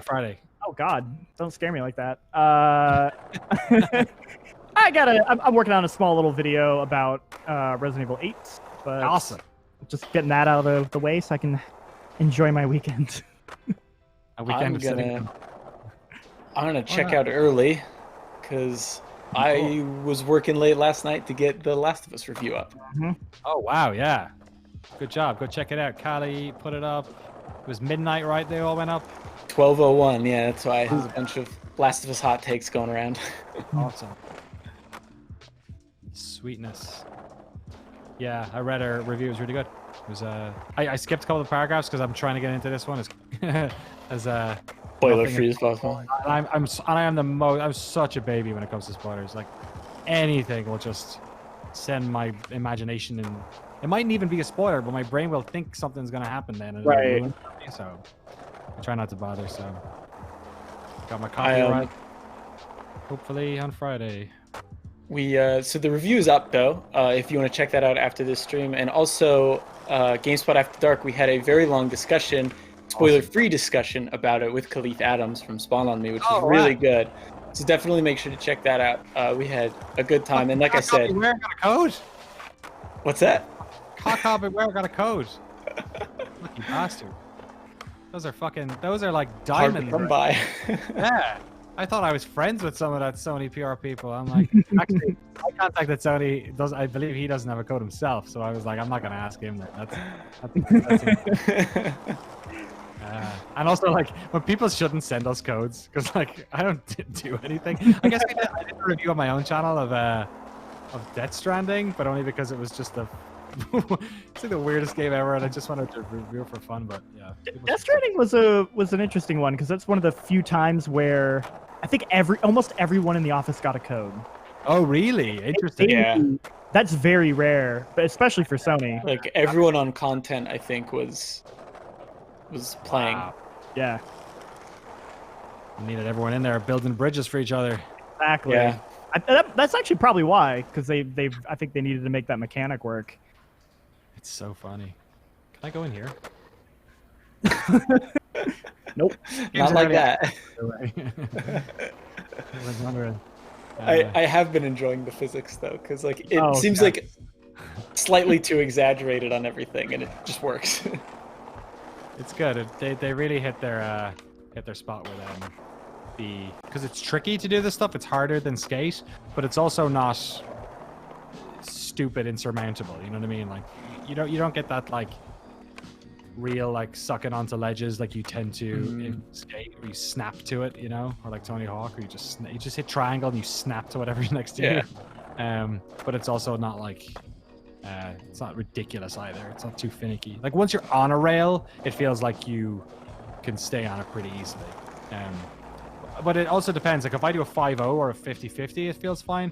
But if you do board slides, especially if you go into a board slide fakie, like a backside board slide, then you end up like it doesn't like that. Like your balance gets thrown off and you'll fall off the board. So the board will be fine, but if you don't carry the correct momentum, you'll end up actually spinning. Let's see if I can do one now. Oh no, either. Last 5 minutes, folks. Get those donations in. Let's see some donations. I'll make you a cool nickname if you get your donations in. Oh, if it's a particularly high one, I might even sing a song about you. Oh, Gray Fox asked what games they're playing over the weekend. I might play Spider-Man again. I was thinking about it. I have like one achievement left, which is like the new game plus hardest difficulty, and I kind of want to get it, and it feels like a good time to replay it. I'm gonna play. Me and my wife have our like COVID like hobby has been the Age of Empires 2 remaster. Oh heck yeah.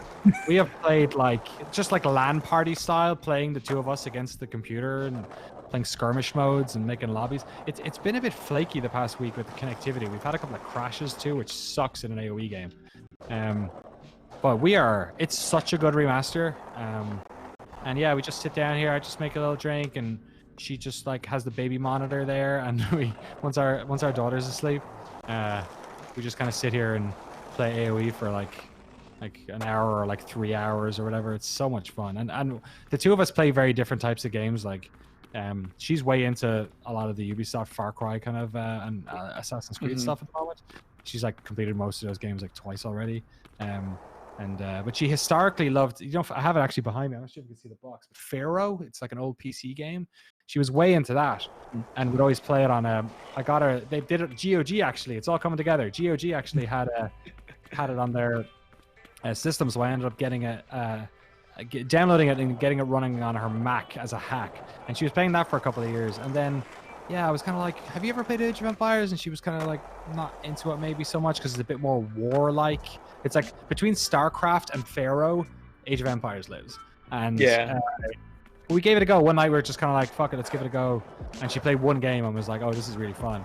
And we've played like, can't even tell you, 100 hours easy at this stage over the past few months. So it's been a blast. And it's also like been the first like video game that the two of us have really been able to like have fun with and like spend a bunch of time together on. Like we played Rocket League and like Mario Kart and stuff, but like not something you can like really like get good at and have like fun with. So it's been a blast. So I'm probably gonna play a bunch of that this weekend and maybe one or two other things. The CNC remaster I actually haven't played yet, even though I've been editing a documentary on it for fucking 2 weeks. So might jump into that. What about yourself, Jake? I want to play a bit more Valorant. I think I played some last weekend. We actually got like a couple people from the GameSpot Discord community in with us, and we did like a full. It kind of felt like a LAN party too, because we had like almost a 5v5. I think we ended up with a 4v5, which was a little uneven, but it was a lot of fun. Cool thing. That's awesome. Yeah, it was fun. I think it's like a good way to play that game too, just because I know it's very intimidating to some people. But I was having fun. When they know each other. I think we got some more donations though. I saw the number tick up. We got two more donations for COVID direct relief. $20 from Gray Fox that says, hello, I would thank you, Gray Fox. A nickname and a song, please. Said what, a nickname and a song? Nickname and a song. Okay, Gray Fox, man. That's already a nickname. Gray Fox. Gray Fox. What rhymes with fox? Socks, clocks, knocks. You can't knocks Gray Fox. That's more of a slogan than a nickname. I'll keep thinking. Who's the next person? Narwaz. I'm gonna butcher this. Narwaz. I can't even pronounce that last name. Narwaz. It's just Narwaz. $10 for COVID. No message. Okay, Gray Fox. I'm gonna go Big Balls Gray Fox. That's your nickname now, because we're talking about balls on this this ramp and how my skater here hasn't having me. Oh, beautiful. No slide. Too fast in the no slide, you eat it. Big Balls Gray Fox. We gotta sing a song about Big Balls Gray Fox. All right. What am I doing? His name is Gray Fox. He's got the biggest balls. He doesn't like to skateboard because it hurts his nuts. His name is Gray Fox. He gives out money to charity. What a cool person. I don't even know if it's a male presenting person, but they have big balls. Maybe they're bowling balls. It's up to your interpretation. Yeah. Cool. Fantastic. Tamor, thankfully, is helping me with the pronunciation. It's Narwaz Iqbal. That's how you say it. Narwaz Iqbar? Iqbal. Iqbal. That's how you say it. Thank you, Tamor. I appreciate that. I'm incredibly white, and I don't know how to pronounce any names. We're going to go with Narwaz Sick Ball, because they have sick balls. We managed to keep this on theme. Similarly, his name is Narwaz. He's got sick balls. Keeps them nice and clean and tries not to do too many grinds on rail slides. His name is Narwaz. He gives to charity. He may be the last person who gave charity on this stream. I don't know. Is he? I think so. I think so. Yeah. We're at 201. That's about to do it. Time to hang up the skateboard. Go to bed over here. This is where I live. This is where skateboarders live. They come from sewers. All right. Well, that was day 9 over here. That was day 9 of GameSpot's Play for All charity stream. Make sure to tune in next week for more streams like these. We've got some great stuff lined up. Chastity and Lucy and Tamor have done an excellent job lining up guests. We've got a bunch of awesome stuff planned, as well as make sure to tune in this weekend because we will be covering a lot of shows tomorrow in particular, and you won't want to miss that. I'm sure there's going to be some great announcements. And if you can, please make sure to donate. All this stuff goes to really great causes that could really use the funding. So anything you have helps. If not, share it with friends. Get the word out. But anyway, it's been a blast. Thank you so much, Danny, for joining us. This one's for you, Jake. Oh, did you see the Siri one? I really want the Siri one. Wait, she's in the tub as well? Or no, there's a Nendroid of Siri too. What's it look like? It's like, oh, actually, I think I might have one here. Okay, it's very similar. It's just let's talk afterwards. I'll send it over to you. We get a lot of random stuff. We got a bunch of stuff from CD Projekt for the NoClip studio, and I think they sent over a duplicate of the Siri one. So let's talk. Oh, okay. I'll get it over to you. All right, sounds good. Thanks for having me. Absolute blast. Thank you to everyone for donating. Thanks to Eric for sorting it out, and Tamor and everyone for organizing it. Chastity. Always fun to hang out with y'all. E3 week, we usually get to hang out and see you guys. So in a way, we managed to do that here. So awesome work, everyone at GameSpot. And thanks for having me. Pleasure as ever. See y'all next time.